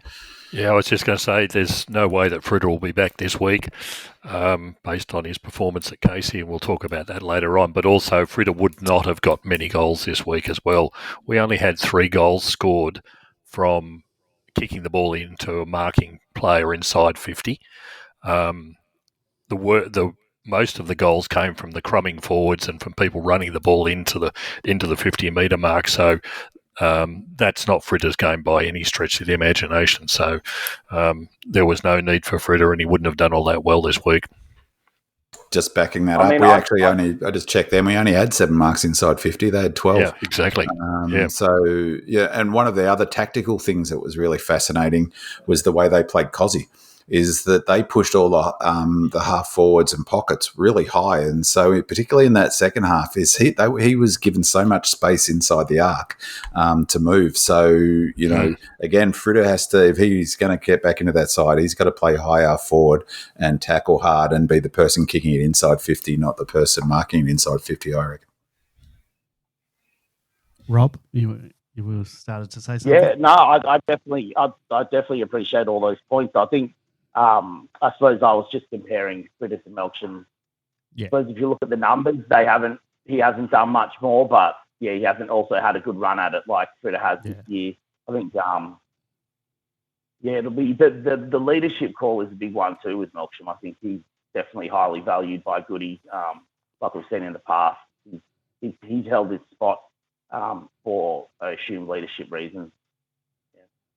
Yeah. Thanks a lot for taking my call again, guys. Not a problem, Rob. Really appreciate it. Thanks. Good on Thank you, you, Rob. and we'll speak to you soon. Cheers. Go D's. Go D's. Go Red Layers. Well, we're not quite finished yet because Phil C. writes, we look so dynamic today, full of run and dash off half back and playing on from a mark often. How can we look so utterly different from previous weeks? Is it confidence or the team starting to gel? Is this our actual game plan? Monoculus says, watched on KO, but it felt like there were far more low kicks into 50 and fewer bombs. We also locked it in better. Is this a deliberate game plan shift or just how it played out? Can we keep it up? Spirit of Norm Smith says, it was a more dynamic style today, not perfect, but better. More run and dash off half back and playing on from a mark often. No boring sideways, useless kicks. Guess what? It works. Play on and overlap, running and kicking puts defenders under pressure. Simple stuff. Don't wait for the defence to zone and flood back. Simple footy. Travi14 says the new game plan relies on speed and skill, and that's why the selection of Colt, Spargo and Howes are not to be overlooked. In the future, I expect Laurie and, of course, McPhee to also come in, which means less disposals but better skill. We are going to get scored against Dezio with this game plan, but is this the way forward? So, big man, is this the game plan you've been expecting to see from the Demons? And now that we've had a glimpse of it for longer patches than just here or there, what are your thoughts on it and how it's shaping up? Yeah, this is absolutely the game plan that Goody's trying to implement. He said as much afterwards. I think George's point about Frio's low pressure is a really important one. When you get those sort of differentials, is what we did really good in this game that we haven't been doing is pressing up. That's what I called for us last week, to get in the grill of the opposition. They didn't do that to us. And as George said, they let us move it too quickly for whatever reason. Their pressure wasn't an elite level. I thought we, on the other hand, were brilliant, is that we were gut running to get across to marks to make sure they couldn't play on. We were up in their grill. We weren't allowing them to chip mark. We obviously went in there with a goal, with a plan to put pressure on them. 100%. This is what we're trying to do. I think, really, to be honest, that's sort of what I was touching on last week a little bit about the messaging. Is this is the game plan that we're going to run with, but by this, we're going to have some losses this year. So, we're going to struggle to make the 8 now with a start. But even so, I think it's important. Like, that's where I'd like the club to be reframing things, is that we are really emphasising this is a new game plan. They're trying to, or I think, the second year of trying to implement a new game plan. And so we're going to have some times when we're going to get opened up, particularly if we ever let our pressure drop off. It's just absolutely critical that our pressure remains critical. In terms of Phil C's comment about the Monoculus comment about more low kicks into 50 and fewer bombs, locked it in better. Is that a deliberate game plan shift or how it played out? Can we keep it up? I think we'll have some up and down. A lot will depend on our fitness. It's a hugely taxing game. I think one of the things that is underlooked is how many players were leading up at the ball carrier. Like, that was really noticeable. So your bomb it in when no one's running at you. And that was something JVR has got to get out. I'll be really interested to hear. I didn't watch any of the Kozzy games, so I'll be really interested to hear what George's comments later are about how JVR played. But he has got to lead up at the footy. And we were leading up at the footy all over the ground, not just inside 50. So that was vastly improved. I thought there was some, definitely more dynamic. There was definitely more run and dash. We're going to have times when if teams put pressure on us, those handball chains will break down and we'll turn the ball over. Then we've got to be able to defend that turnover. That's going to be our challenge is, I think, defending our turnover. Absolutely spot on. Speed's critical. McVie is huge to get back into that team. It will give them some technical flexibility of how they play Windsor. They'll be able to put him onto the wing if need be. We really have missed McVie. He's also got wheels. Howes has got wheels. Speed, ability to get back on turnover for our defenders is going to be critical. I think that it's interesting, though, that comment about, spirit of Norm Smith saying it's more dynamic, no boring sideways, useless kick. Guess what? More run and dash off the half-back flank. That's one of the reasons I personally really like statistics is because sort of just on the top of my mind, I might have agreed with that until I'd read the data to say we're actually the fifth best team in the AFL coming into this match, before this match, at moving the ball from the back half. And you can't do that unless you're playing on. We're playing on quicker than at any time in Simon Goodwin's coaching career. So we were doing those things. We saw the benefit of it when it worked, and we're going to go backwards. It's, that whole, there's all that research around curves are when you're implementing new, you get a drop off before you always go down below the sort of line before you go up, and it's consistently in place. The thing about it is when it's so instinctive, though, they instinctively know where each other are. For me, I personally think our biggest challenge, like as I said last week, there's a lot of focus on the forward line, but I think that it's defensively, getting that defensive system right must be a massive, massive challenge because it's so structured-based and so system-based. So huge positives. And this week will be a really interesting test because, as George says, Richmond play a very high. They want to put pressure on us. They'll want to be intense. But yeah, this is what the game plan is going to look like. And as I said, how exciting was it? I mean, how exciting was it? Some of the goals were thrilling. One thing I will say just finally about scoring is how critical accuracy is. We were, 5-1 after the first quarter? I think we were 8-1, 8-2 at one stage. Yeah, it was 6-1 and then 6-1 again. 6-1. So heaps of times this season, we just haven't put it's all swings and, momentum. You've got to put the score on the board, and we're able to do that. If we'd kicked 4 points and only one goal or something, the whole game changes, doesn't it? So it's critical that we're able to do it. One of the factors of the way we moved it is how many goals, Longmuir pointed this out, how many goals we scored from the goal square. It was quite phenomenal. It certainly helps your accuracy when you're kicking from 15 metres out. So, yeah. Just a couple of things. I'd encourage people, if they can, to go back to last week's AFL 360, where they had Simpson and Longmire talking about movement of the ball into the inside 50 area. Basically, trying to get it to the hot spot and how you got it in there. But a bit of a précis of it. If you kick it to the 30 and 40 metre mark, all you're doing is kicking it straight to the opposition. You've got to get it that perfectly placed at the top of the square sort of kick. So go and have a look at that, and they do a bit of analysis of actually some of the Melbourne players the previous week as well, so that was interesting. But just another insight, and I'll encourage Binman to keep an eye on it for this week. For the first time I saw a transition from zone to man that was executed in this game. It was in the third quarter.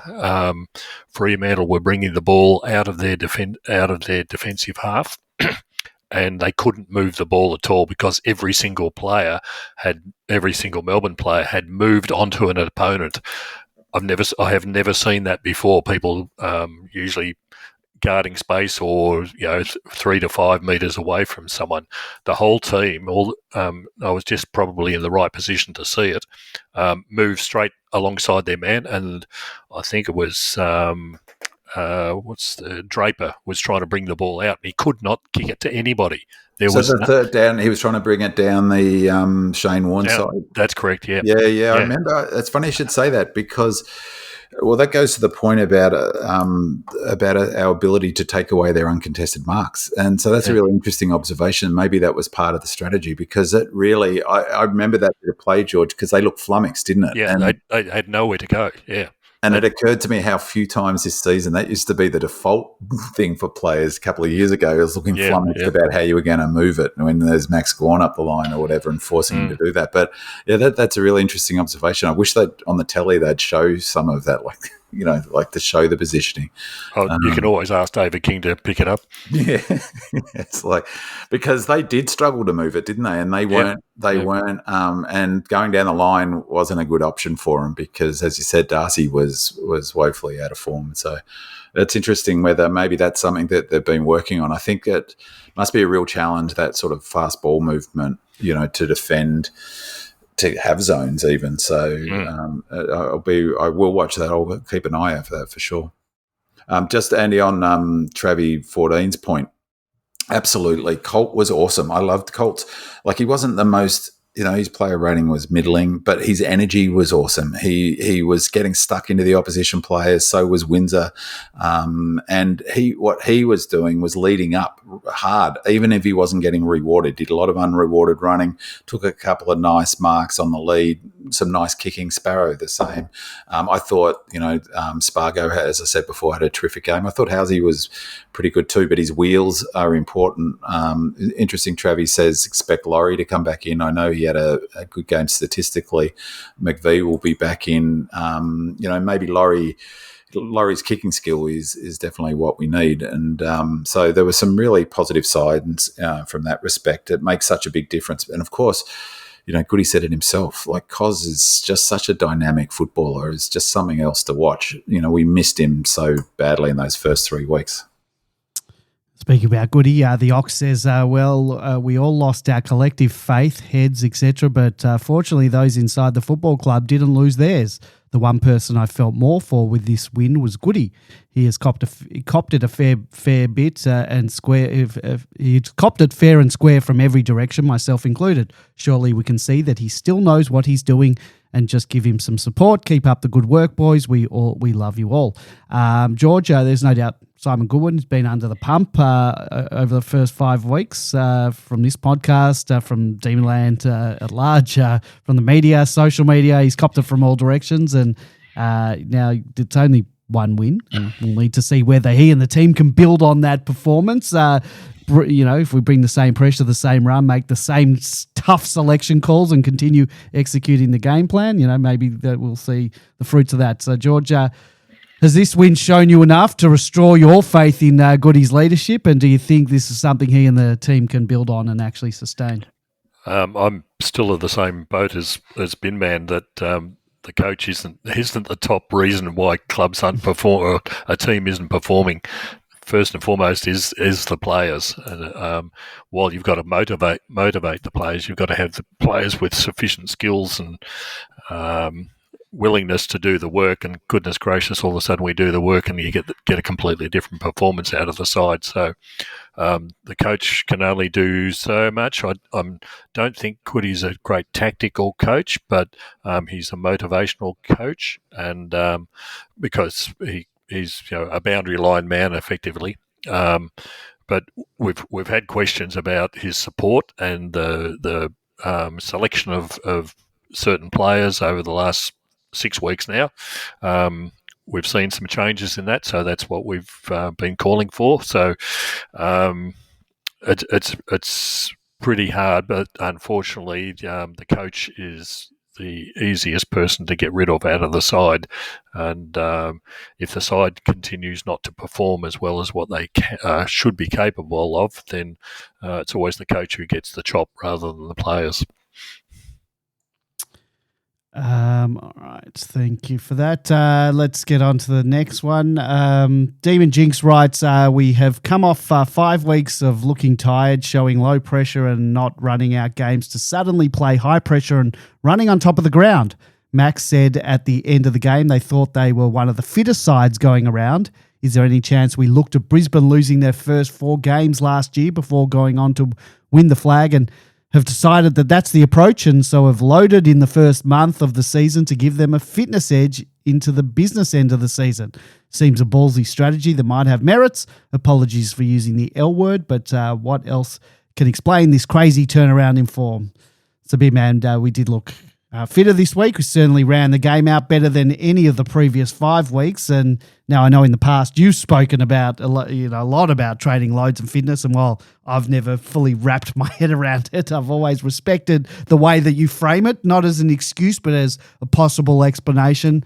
And there are definitely people out there looking for reasons behind our slow start to the season and the perception of poor fitness, and some are drawing parallels to Brisbane's 2024 season, the poor start and the strong finish. So I guess the question is, do you think that's what's happening here? Is there merit to the idea that we're deliberately loaded early with a view to peaking later in the season? Yeah, absolutely there is. Remember when we spoke to... So the short answer is yes. I'm not sure so much about loading, but more about planning. Do you remember when we spoke to Selwyn Griffith a couple of seasons ago? We interviewed him.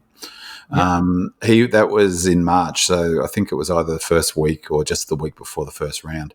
When we interviewed him, he talked about the planning that goes into a full season, and they start planning like for the next season at the end of the previous season. They have the full season mapped out in terms of how much loads they're going to get in at any given point. It's planned to within, incredibly complex sort of planning process, where they're going to peak at what time, all with the goal of peaking come grand final time. And so, I think that's logical to suggest that they would have been thinking about, how to best optimize fitness come final times, but also during the season. It's like different points to peak.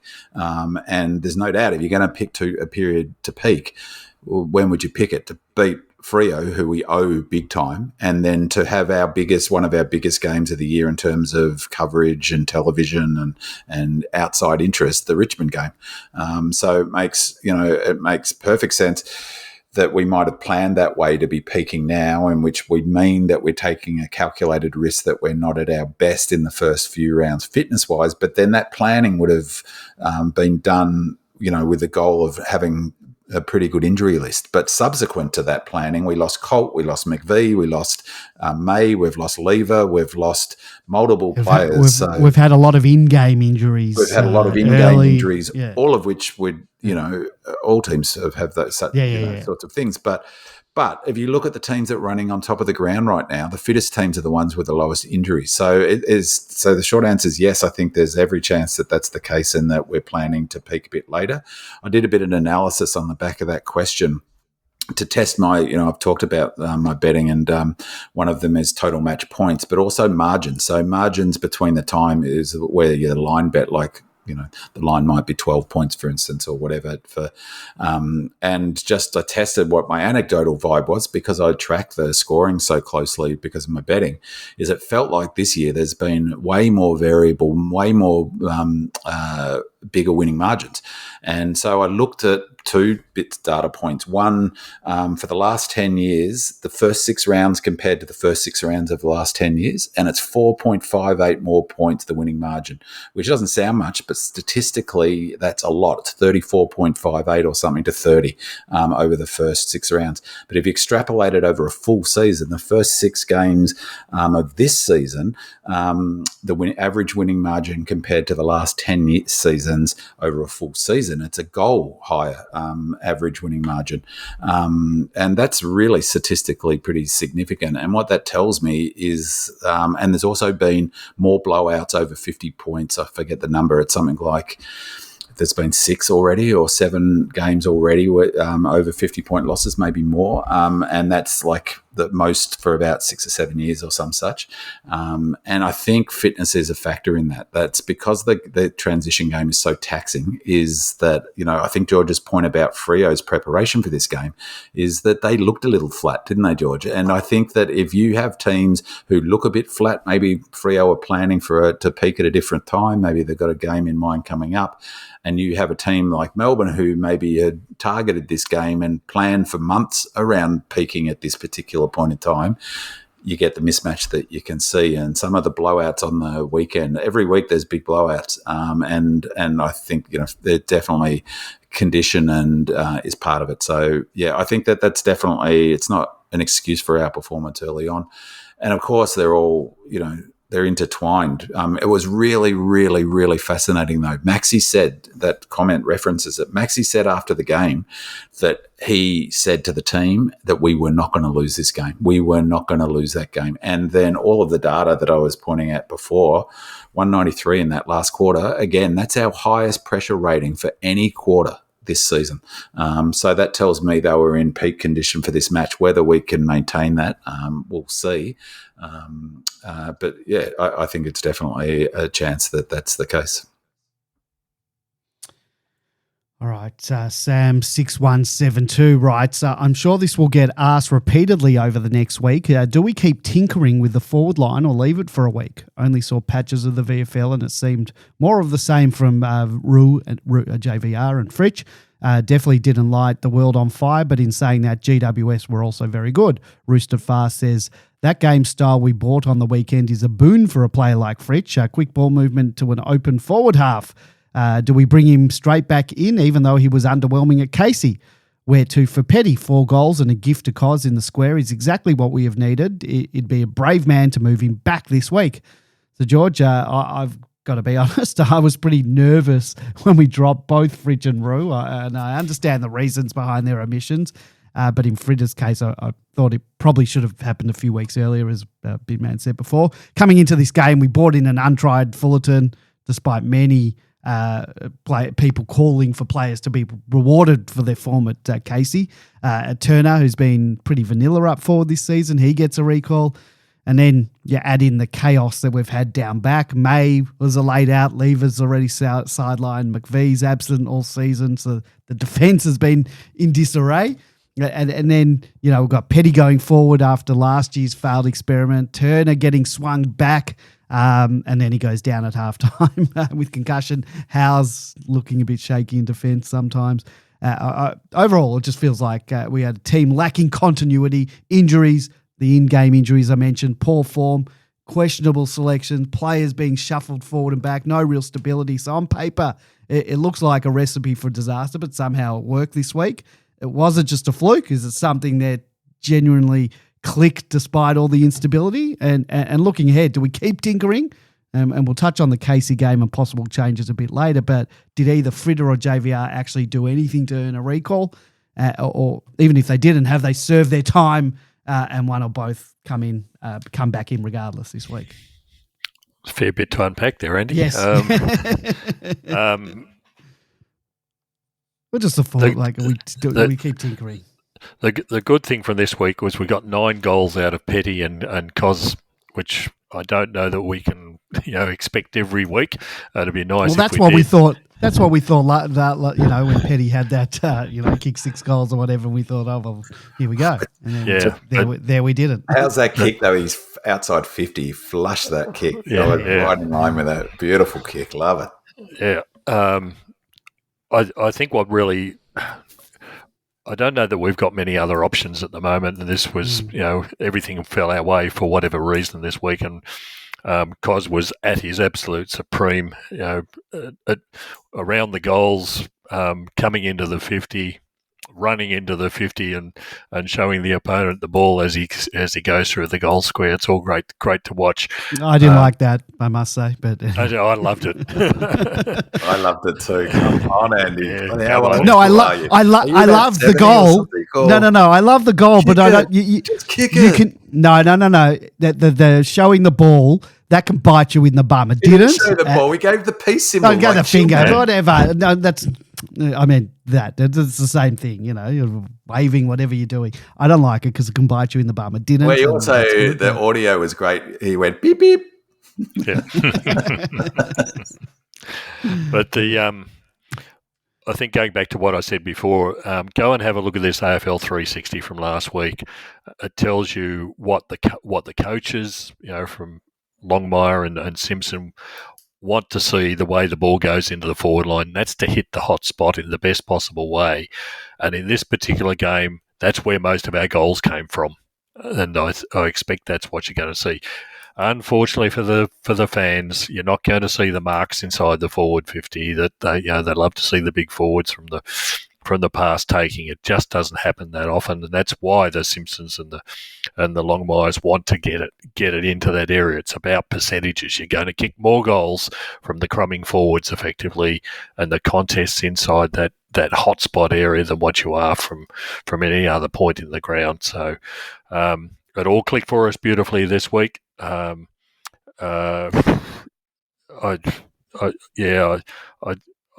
I just hope it works again this week. I think we have a great opportunity, actually, given the with Richmond's situation at the moment, to see it again. So here's hoping that it happens. But we're not until JVR comes back.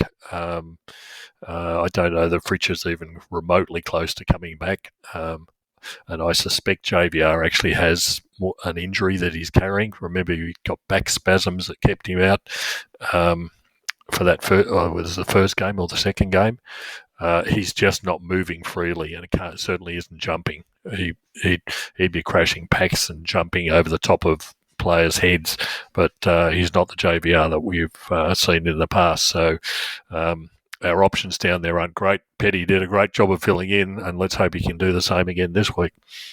And George, just JVR will be back. Like, the progress is never linear for any players, let alone sort of key position players. So, but in the chat room, there was a question earlier from Doug Reamer to say thoughts on Fullerton's game from what we saw live. It got a good rap from Goody. Did he lead up and double back all day? Hard to tell on TV. What were your thoughts about Fullerton's game, particularly in reference to, I guess, to where he fits into that forward line structure?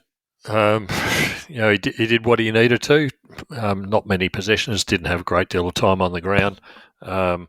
He was lucky in the rucking role that he had, that he was coming up against Oscar McDonald. I hope we don't try the same trick next week against Samson Ryan, because he's about 20 centimetres taller.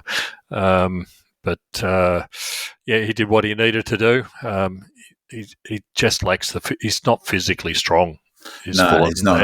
But he gave. It was good to see, even though JVR wasn't in the team, it was good to see someone other than JVR rucking. And I thought he did it. I think that's a good point from Doug Reamer in the chat room, that he led up. He provided the option. He set up one of our goals with a kick inside 50 from a mark outside on the half-forward flank. Pity he didn't go back and kick that goal. He's got a pretty awkward kicking action, doesn't he? But he had that free kick that came from really fast ball movement through the corridor. It would have been great if he nailed that. Yeah, I thought he did what he had to do. He's not really a Goody player, is he? Because Goody loves competitive beasts, and he doesn't strike me as that. But, he deserves to keep his spot, that's for sure. So I think we've got a bigger question around the number of smalls that we can afford to have in the forward line. There was a ridiculous situation where we had Spargo against Draper this week. Spargo at 170 something or the other, and Draper at 197.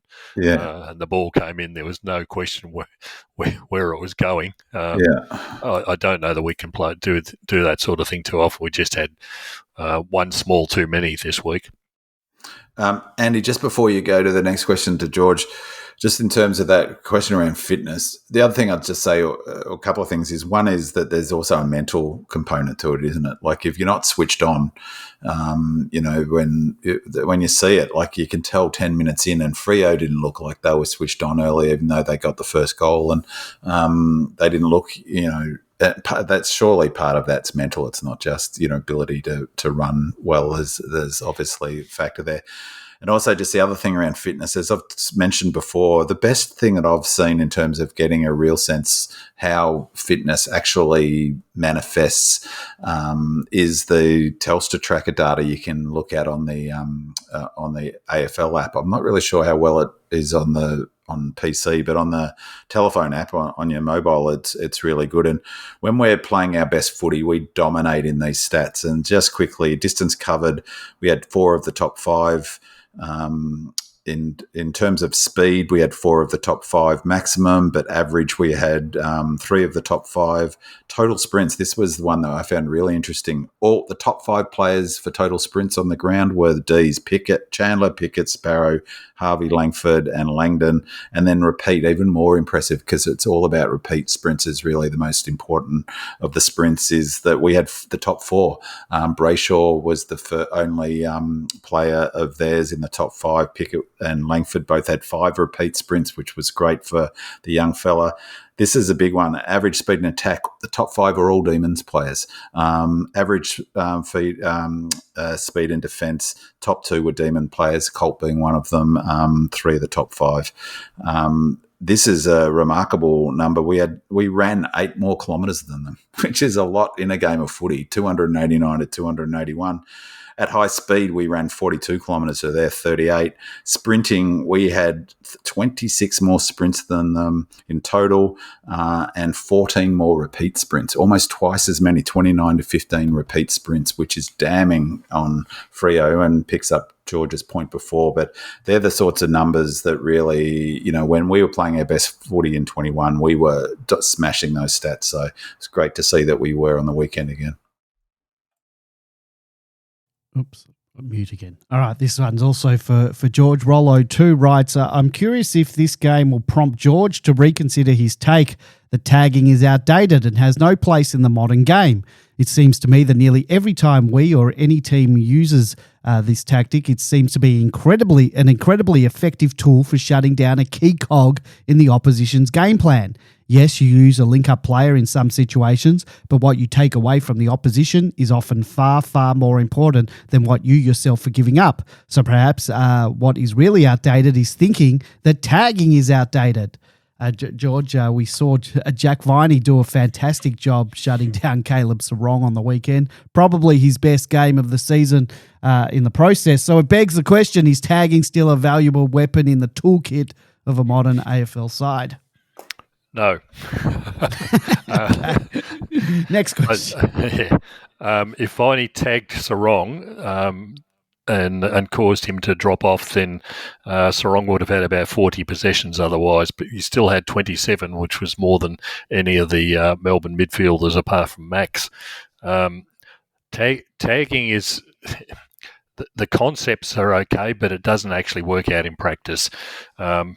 If you tag Sarong, you've let Brayshaw off the leash, and that's exactly what happened as far as the midfielders were concerned. The other thing is that in the past, there was usually one decent player in every side in the middle who was easy to tag. You tagged Robert Harvey at St Kilda as an example, but most teams have got probably 3 very, very good players in the middle. You can't afford to not have a decent player in the middle these days. So if you put a subpar player in the middle, then you're going to drop off your chances of being superior around the ball in particular. So it's a really difficult thing. The 3 main people, or the people who are working around the ball, don't allow tags to happen as a general rule because they simply take out the tagger and open up the space for them. You've seen, and you would have seen if you watched any of the Collingwood games, the opposition teams are constantly trying to tag out Dacos, and all that happens is that whoever's trying to do it gets cleaned up pretty quickly. You just waste your time. The idea is to get the ball and use it to your best advantage, not to try and shut someone down. There's very few players can run with a really decent player like Dacos. You can put someone on him, but he'll just leave you for dead sooner or later in the game. You have to work as a team, so you don't tag an individual. You have to work as a team to limit their effectiveness. It's interesting, Joe. I mean, it depends a little bit on the definition, because I actually think in this example, it was a brilliant bit of coaching by Goody, and it was wildly successful. And Goody said it himself before. He flagged this, so he was playing psychological games before, and he was interviewed on the ground just before the start of the game. I subsequently, when I watched the replay, and he said that they were going to send Viney to Sarong. So they clearly had a plan. But they also said, I think whether it was either before after the game, perhaps Goody said this, is that Viney is a player who plays best when he's got a task. He's got a clear sort of set goal. So it worked on both levels. However, what I would say is I'd have to watch it again with a bit more. Again, it's really hard on television, and I wasn't watching it for that thing on live, is did he really tag him? Or was it more of did he do a defensive job on him and worked hard and referenced, him at setups? And the reason I ask that is looking at his numbers, Jack Viney's numbers, it's his highest ranking score that I can remember for a while. So he's 19.9 player ratings. His predicted rating coming in based on the sort of analysis of his last handful of games. I forget how Wheelo arrives at that. His predicted rating was 9.6. He had 25 possessions. So, taggers don't get 25 possessions. I'm not even sure how many. I can't see how many Sarong got. 27. 27. So he almost got as many disposals as the guy he was so-called quote-unquote tagging. He had 7 inside 50s, 10 contested possessions, 4 post-clearance contested possessions, 14 handballs received, 5 clearances. That reads more like a player who the opposition needs to tag than a player who's tagging. So, I wonder whether actually how hard, how it wasn't an old school tag, was it? Old school tag, like the time you're talking about is, they'd get, they limit a gun player to 20 possessions and get 6 or 7 themselves and bob up with a goal and they'd be thrilled. I mean, he was statistically about the second, almost arguably the best player on the ground, Jack Viney. So if that's what he does when he's tagging and he got 76% disposal efficiency, they shouldn't tag him every bloody week. In 7 inside 50s as well as he had as well. That's as good as he's played for a long time. And so, I would like to see Goody send him to a player each week with a goal to shut that player down, but still be hard running off the, so just not a hard tag. So I just don't know that the word tag, maybe it's a semantics thing, but it certainly wasn't a hard tag. I think it's something that people think, they're referencing from 20 years ago. Yeah, they hear tag on the thing. Yeah. You try to limit the opposition players' effectiveness, but if you do that by playing a great game yourself, then you've actually done what you were meant to. But I didn't detect any tagging at all.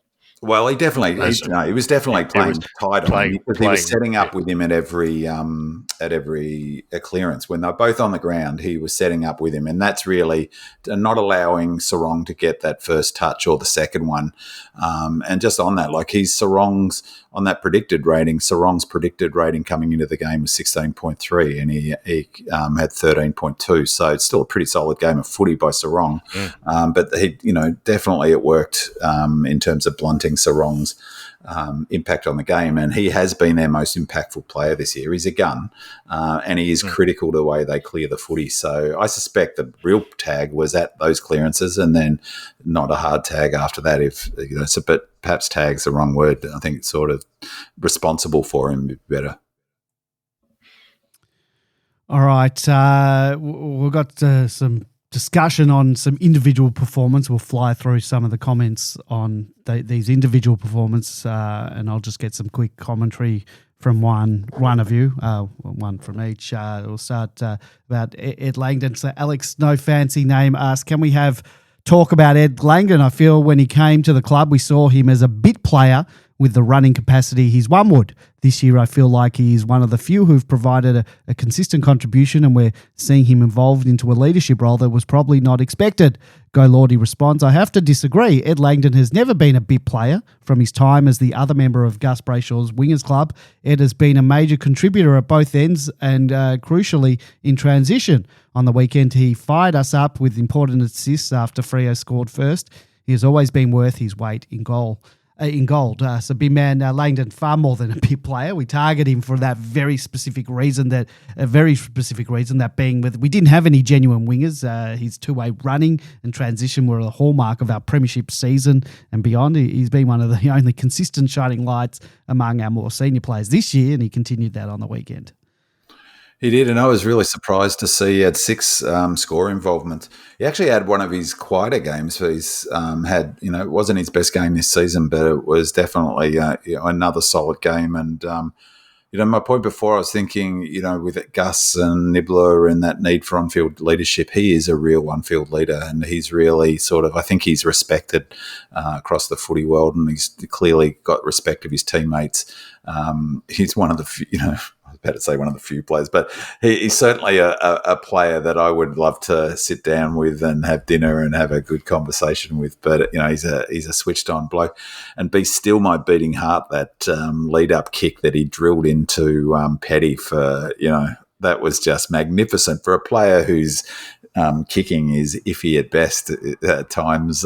It was just an absolutely terrific bit of. A terrific kick, but also that play. If you go back, there's that goal. There's 2 goals that I think are really instructive for the way we want to play and how we're playing a little bit differently.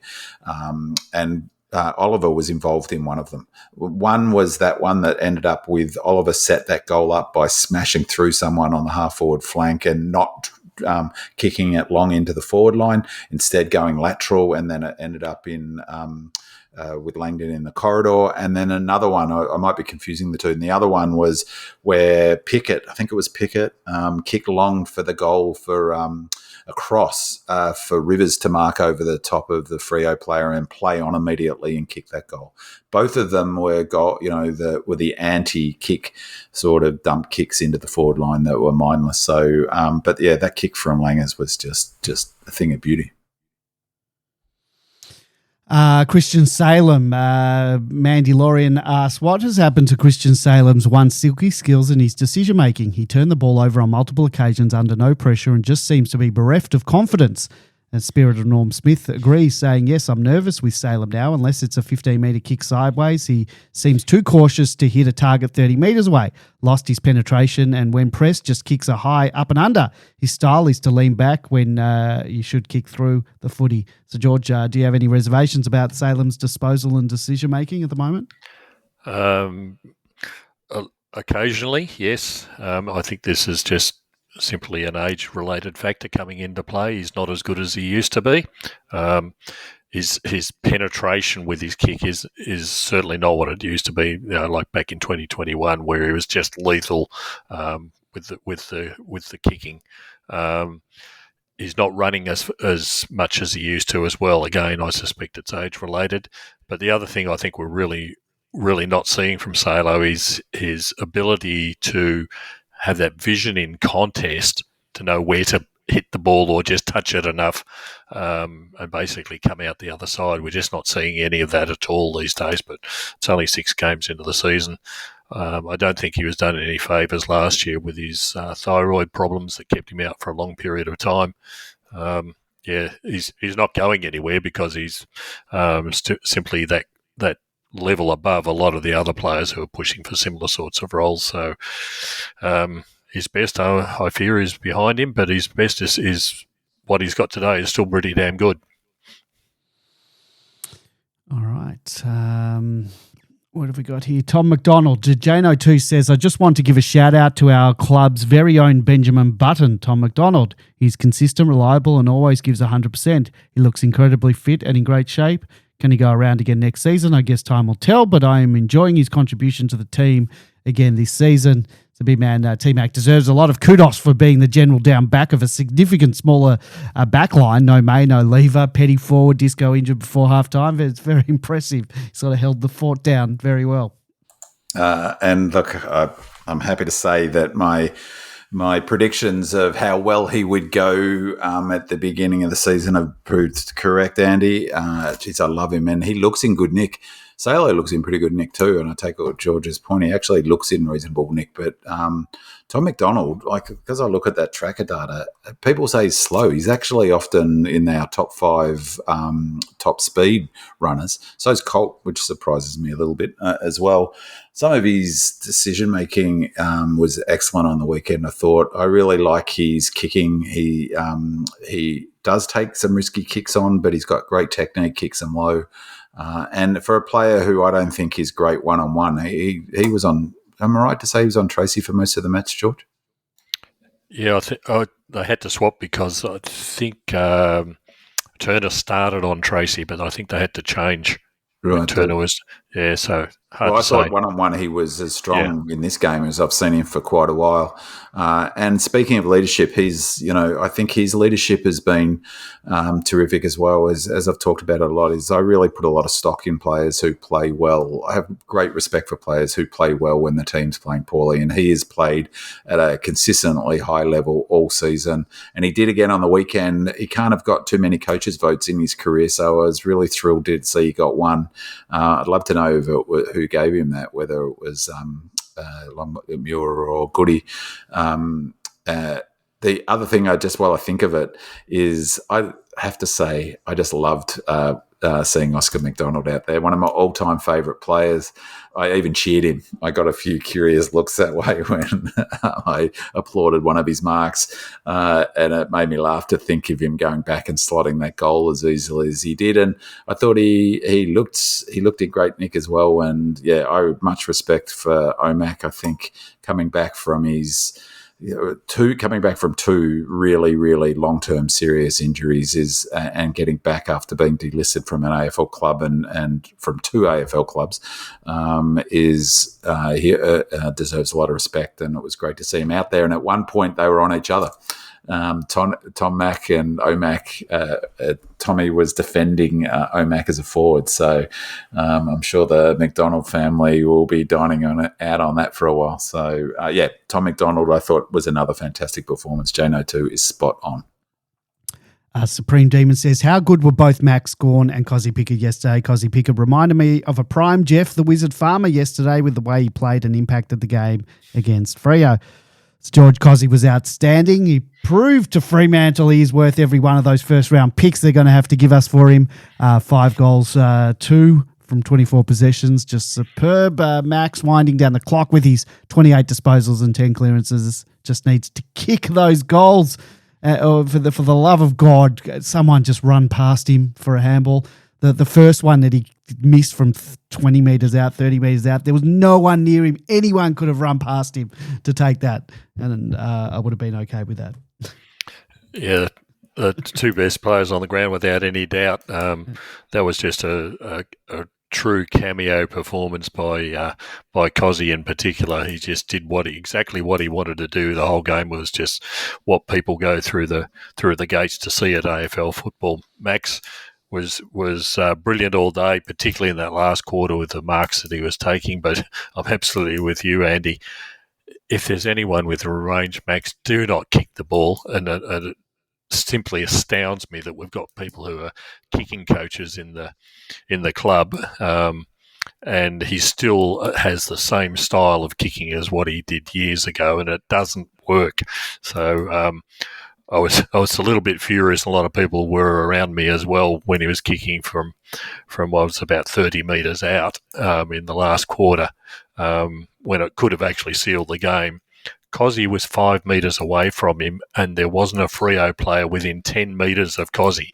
All he had to do was handball it to Kozzy, and it would have been nailed beautifully. Max, just look around.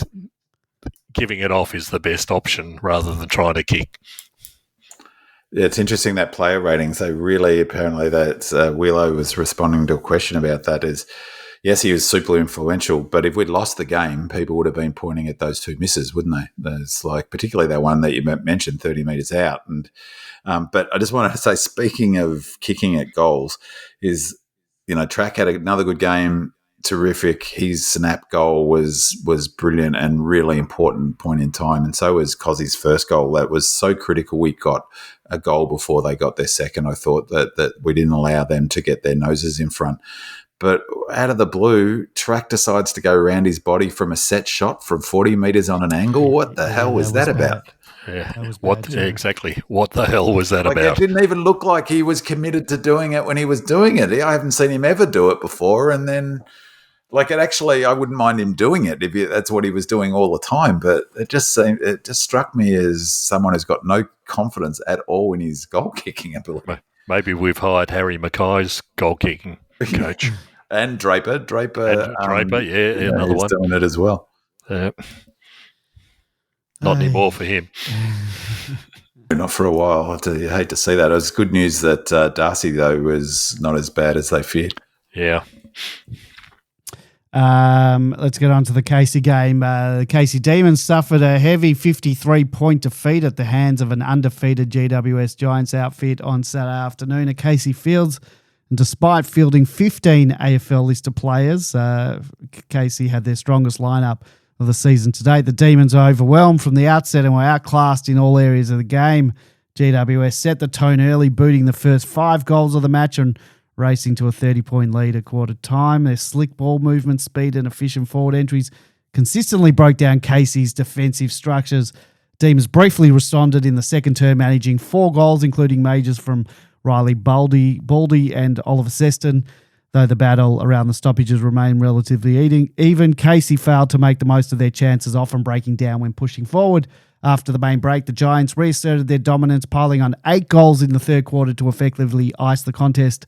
A slightly more productive final term from Casey produced 4 goals and helped slightly narrow the final margin, but then the game was well out of reach by then. If the selectors were looking for forwards to add to their mix for next week, they would be disappointed. Axed pair Bailey Fritsch and Jacob Van Rooyen were quiet, with Fritsch kicking 1 major from 11 disposals and Van Rooyen scoring 1 goal from his 9 touches. The former, that's Fritsch, was also taken off at the final break, suggesting he might also be under consideration for a return given the short turnaround to Anzac Day Eve. And Jack Billings collected 26 touches and played a solid game through the midfield, although his kicking lacked depth and penetration. Oliver Seston, one of the few bright sparks, finishing with 23 touches and a classic goal out of defence. Bailey Laurie was energetic all day, recorded 19 disposals, game high 11 tackles, and kicked 2 of Casey's goals. Judd McVie returned from a pre-season hamstring injury, showing good attack on the footy with 19 disposals before being rested at 3-quarter time. And Jai Cully also had the ball 19 times and was handy. Will Varell battled hard as the lone ruckman in the absence of Tom Campbell, finishing with 16 disposals and 25 hitouts, despite being outsized. George, any further commentary? Yeah, there wasn't much to take from this game. GWS had 15 players, as well as Melbourne having 15 AFL listed players, but their players were simply too skillful, too good. It's not surprising in a way, because GWS firsts have got such a great depth of talent, and the spillovers into their second side are just as equally talented. But they completely blitzed Casey. Their kicking was just sublime to watch, particularly their set shots for goal. They had 9 goals won to half time. 9 goals won. 3-quarter time was 17 goals 3. And some of their forward kicking was just superb to watch. There wasn't really much to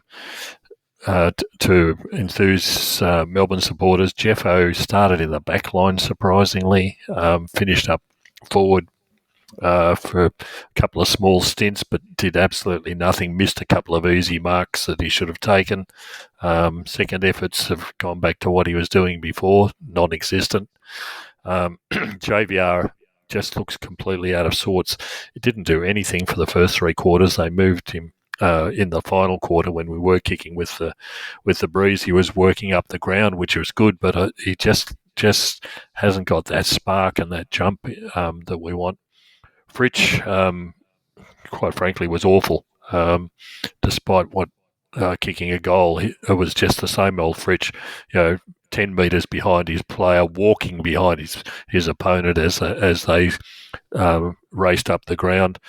I have a sneaking suspicion he actually did a hamstring in the third quarter. At around the 18-minute mark, he sort of clutched for his hamstring.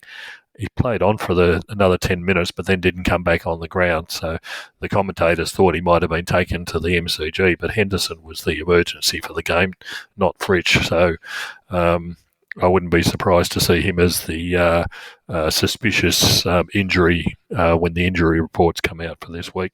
Kentfield did a couple of good things in the back line, some really, really strong marks, but I think this was only his second or third game, so a lot of work to go there, but at least that looks like we've got something to work with there. Billings was Billings again, can't kick 30 or 40 metres, lots of cheap chipping kicks. He has no place in the seniors if we're trying to institute a running game, because if he ever gets a mark, he always goes back from the mark and slows things up, and he's still doing the same sort of thing at Casey. So for Binman and his statistics, there was nothing to take out of this game. Riley Bonner had 17 possessions in the third quarter alone, 17 possessions, and as the commentators said, not one of them went forward. It was just chip, back and forth. I think Casey were trying to just limit the amount of damage that GWS were able to do on the scoreboard just by denying them having the ball. But there wasn't much to take out of this game, really all round. So disappointing. The final score really showed it. Aidan Johnson's competitive, but really is missing that bit of class. Hopefully, working in the AFL system, he might be able to build up a bit more for us. Cully continues to impress me. He seems to be on limited time. He's off the ground for long periods of time at the moment. But when he's playing in the midfield, I think he's got a lot more upside than what someone like Laurie has at the moment to be able to take that next step up. I think he will do so sooner or later. I think even the commentators mentioned that once he gets a bigger tank, he will make the jump up to AFL reasonably quickly. All right, let's get into changes. Both Bailey Fritsch and Judd McVie were rested in the final term of the Casey game, and George, you've said that maybe Fritsch has a hammy injury. Others thought maybe that was because he might, because of the short turnaround, be Anzac Eve, but we'll see. We'll watch this space. Coach Simon Goodwin today suggested that both May and McVie were good chances to return to the side, but the former, Stephen May, had a few boxes to tick before being selected after being a late withdrawal last week with the groin injury. Disco Turner left the field with a suspected concussion. We now know that it was concussion. He's gone into protocols, so he will not return for the Anzac Eve, and they said he may be available for the West Coast game. Doug Reamer asked, if Turner doesn't get up due to concussion, which we know he doesn't, do we persist with a smaller backline or bring in Adams alongside McVie? That might free Rivers to move up the ground. That might be a moot point if May comes in. It's a big man, followed by George. Your changes, if any, this week for the match against the Tigers. Well, it sounds like Steve May's coming back, huh? Well, they said he has to tick boxes, but then again, last week when he was a bit ginger, they said he's fine to play, and then all of a sudden he didn't play. So hopefully he comes back in, and he's obviously in for Turner, isn't he? So that works out well from that perspective. And I can't see any other changes. One thing Goody's been pretty consistent at over the years is rewarding players who do what they're told. I suspect most of them did what they were told. I find it really hard to get a bead on Sharp. I want to like him, and I want to think that he's and I thought he did some good things in this match. He does some nice things, but then it's not the whole game or enough. And to be fair, he was the sub, so it was interesting. Yeah. He worked hard. How did Laurie play? Sorry, George, did you say? It was just a Laurie game. And Laurie's difficulty is he's being played in the midfield. Yeah. And where do you put him? Well, and I think my theory with Laurie, I think he's a very, very good VFL player. and does all the right things, gets all the possessions, all that. I just don't think when he gets to AFL level, it's starting to be a long, particularly when you compare him with Bowie. Bowie's coming into his own, playing some really top level football. He'd be in the All Australian conversation at the moment. I know that's a big call, but for a small defender, his numbers would stack up with Quaynors or anyone at the moment. If we were a top 4 team, yes, but not as a but they were drafted in the same year, those two together. Yes. And Seston is the one that I reckon is a good chance at some point of coming in sooner or later. But I think McVie will come back in. I think they'll really want McVie, and so if they think he's fit enough, and I was a bit surprised that Colt got selected ahead of him, but I could only presume that it was because they didn't quite think McVie was quite ready, whereas Colt had been ready for a couple of weeks by all accounts and was chomping at the bit and ready to go. So I think McVie will come in. I think he's a really important player to Melbourne, particularly with this method that we're trying to implement. He is, I think, one of our 10 most critical players, even arguably top 5 most critical players. That's how highly I rate him, but 2, how important I think he is into the way we want to play. And this might be a long bow, but I think he's our Nick Dacos. I'm not saying he's as good as Nick Dacos, but I think he is our quarterback from the back. I'm really looking forward for seeing McVie and Windsor play in the same backline. Who comes out for McVie? I'm not entirely sure. It's always a hard one, but I think McVie will come in, and obviously Mays. So that's 2 changes. So Turner out. So who would come out then for McVie if he comes in? Melcham, Sharp. Sharp. Yeah, Sharp, but then you've got the sub thing. Yeah, Sharp. It could be Sharp, but then you've got the sub issue. I don't think Melcham will come out, but he could go to, Howes maybe. Yeah, that's the one. Howes maybe. Yeah, it could be Howes. Yeah. All right, let's talk about the preview. For the start of the year, you told me that the Tigers would be a game clear of us on the ladder as we head into the 10th Anzac Eve game between the two sides. I would have said you were bonkers, and that to thank your mother for the rabbits for feeding into my already rampant and incurable MFC SS. The young Tigers will be brimming with confidence after defeating the Suns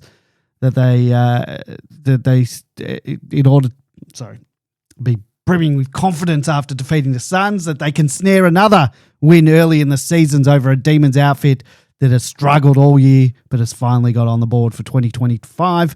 Demons will be striving to win back-to-back games for the first time since July last year, and in the process leap to the top of the bottom 4, and that is the prize on offer for winning on Anzac Eve. That's the George, followed by Big Man, your preview of the match against the Tigers at the MCG. I wouldn't read anything particularly into the Tigers' performance last week. They came up against the Suns. Unfortunately, the Suns absolutely dominated them in the first quarter, absolutely dominated. Rowell in particular. He was on track for some incredible number of contested possessions in the first quarter and then dropped off dramatically. It seemed very, very strange to me because the Suns have been playing very good football. But the previous week, the Suns played North Melbourne in a 34, nearly 35-degree game at 12:30 in the afternoon in the Barossa Valley. And while they won by some extraordinary amount, you can't expect to come up the following week after having played in those conditions. And it wasn't surprising, North Melbourne's performance this week as well, when they were soundly beaten. So, like I said, I wouldn't read too much into Richmond's success last week. The loss of Bolter will affect them seriously, or actually it'll be to our advantage because that problem that we talked about, the lack of tools that we've got at the moment in the forward line, will be not shown up because Bolter was probably one of their best players last week. Their best player, I thought he was fantastic. Really. Yeah, take him out of it, and even with the Suns' position, they would have quite easily have won that game. So our rucking is going to be interesting. Nankervis is just a grunt player, and he will just attack Max the whole game. Hopefully, he's not too affected, but Fullerton's really going to struggle against Ryan Sampson, Ryan, who's the next Richmond tall ruckman, and starting to get some decent game time, but he's just tall, and the Richmond mids are pretty slim. It comes down to Taranto and not much else these days. So hopefully our mids will get on top of them. But overall, if we play in a similar sort of vein to what we did last week, we should do Richmond rather easily. All right, big man. Interesting game. Tactically, they like to rebound as well. They're second in rebounds, 50s per game, but they're ranked first in least opponent rebounds, 50s per game, which is an interesting combination of statistics. But they also kick the ball a hell of a lot less than us. So we're averaging, We're averaging disposals 362.7. So they've got where's the kicking? 207 to 198. That's not quite as big a margin as I thought it was. But in terms of, for them, some of their numbers look horrible in terms of their low rankings. They're 17th in disposals per game, so they're a bit more straight line than us. They're 18th for tackles per game, which is good that they're below us for that. They're 18th of inside 50s per game, and that was the number that I was looking at in terms of inside 50s. We're averaging 51.5 inside 50s this season. They're only averaging 41.8. That's a massive difference, 10 inside 50s per game difference. They've won one more game than us. That's worth remembering. So their scoring efficiency must be reasonable when they get it in, but that's a super low number in terms of the number of inside 50s. So they might rebound from 50. It's a weird sort of combination. The second in rebounds, 50s per game, but then they don't get it inside 50, obviously. That doesn't translate to inside 50s just to get into their forward half. And remembering defensive half and forward half, the line is literally the centre line. So anything on the scoring side is the offensive side, and defensive side is the opposite. This surprised me as well, is the 16th 14th in least. What is what was it? 18th. No, 18th in tackles. I mentioned that before, which doesn't strike me as a very Richmond thing. So that's it'll be really interesting to see, whether they bring the pressure, because I haven't seen them that often this year, but when they have played well, like every team that plays well was when they brought the heat.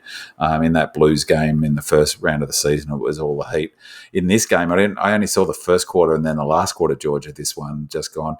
In the last quarter, they stopped to a walk against the Suns. They were like, if they were a horse and you were betting on them, they're in the lead, you'd be certainly worried about running down. So, this game is a huge one for both clubs. That comment before about sort of peaking for particular matches, I wouldn't be surprised if both teams have targeted this game to be in optimal shape. I think we set up really well against them. I'm looking forward to going. It's a real highlight, this game, isn't it? And I really hope we run at them. We run at them hard. Again, for me, the key will be the same as I said last week about the key for this game that just we're reviewing from the weekend gone, is our pressure intensity and really getting up in their grill and controlling the momentum, using controlled possessions ourselves. We're doing that really well, and I think we'll continue to do it. And of course, taking advantage of the momentum when we get it and putting it on the scoreboard. And I hope Kozzy has another day out, because again, that was just something to watch. And just, the comparison to the Wiz is a really, really good one. And it brought to mind that performance by the Wiz, one of my all-time favourite matches, 10 second half goals against Collingwood at the MCG. It wasn't quite at that level, but, geez, it was impressive, Koz's game. So let's hope that's how he plays, puts in another game like that on Thursday night. Only 2 more sleeps and we're there. Wow. I know, be quick turnaround, and that's where I think we're going to leave this one for tonight, and we'll be back next week to break down our Anzac Eve game against the Tigers in just a couple of sleeps' time. And if you want to listen to the show live as it happens, please head on over to demonland.com on Monday night at 8 p.m. And thank you to our 5-star reviewer who sneakily got in. Thank you to Left Arm of God. Thank you to our caller tonight. It was Rob from Maidstone. As always, your questions and comments are an integral part of the show. So thank you to our Demonland posters who submitted those questions and comments. Thank you to B-Man's nemesis, The Pearl, KLV, Doug Reamer, B.O., what was his name? Bobo. I have got Bob written here, but it wasn't Bob. It's Bobo. BW511, Clintosaurus, Demon WA, Dutch Demon, Spirit of Norm Smith, D Old Fart, Ghost Rider, Yasarian, Supreme Demon, Red and Blue Rising, Bring Back Power, Maxi, Swooper Northy, Whispering Jack, Santiago, Lazy Dice, Buck Naked, Phil C, Monocular, Travi14, D Star 9, The Ox, Demon Jinx, Sam 6172, Rooster Far, Rollo 2, Alex No Fancy Name, Go Lordy, Mandalorian, Jane02, Jaden H10, Youngblood, What Say What, D Positive, Master Chief, Red and Bluebeard, and Demon Spirit. And thank you to my co-hosts, George and B-Man. And thank you to you, our loyal listeners. Don't forget to leave us a 5-star review and a comment on Apple Podcasts, and we'll read it out and give you that shout out on the next show. Go Demons! Red Leggers!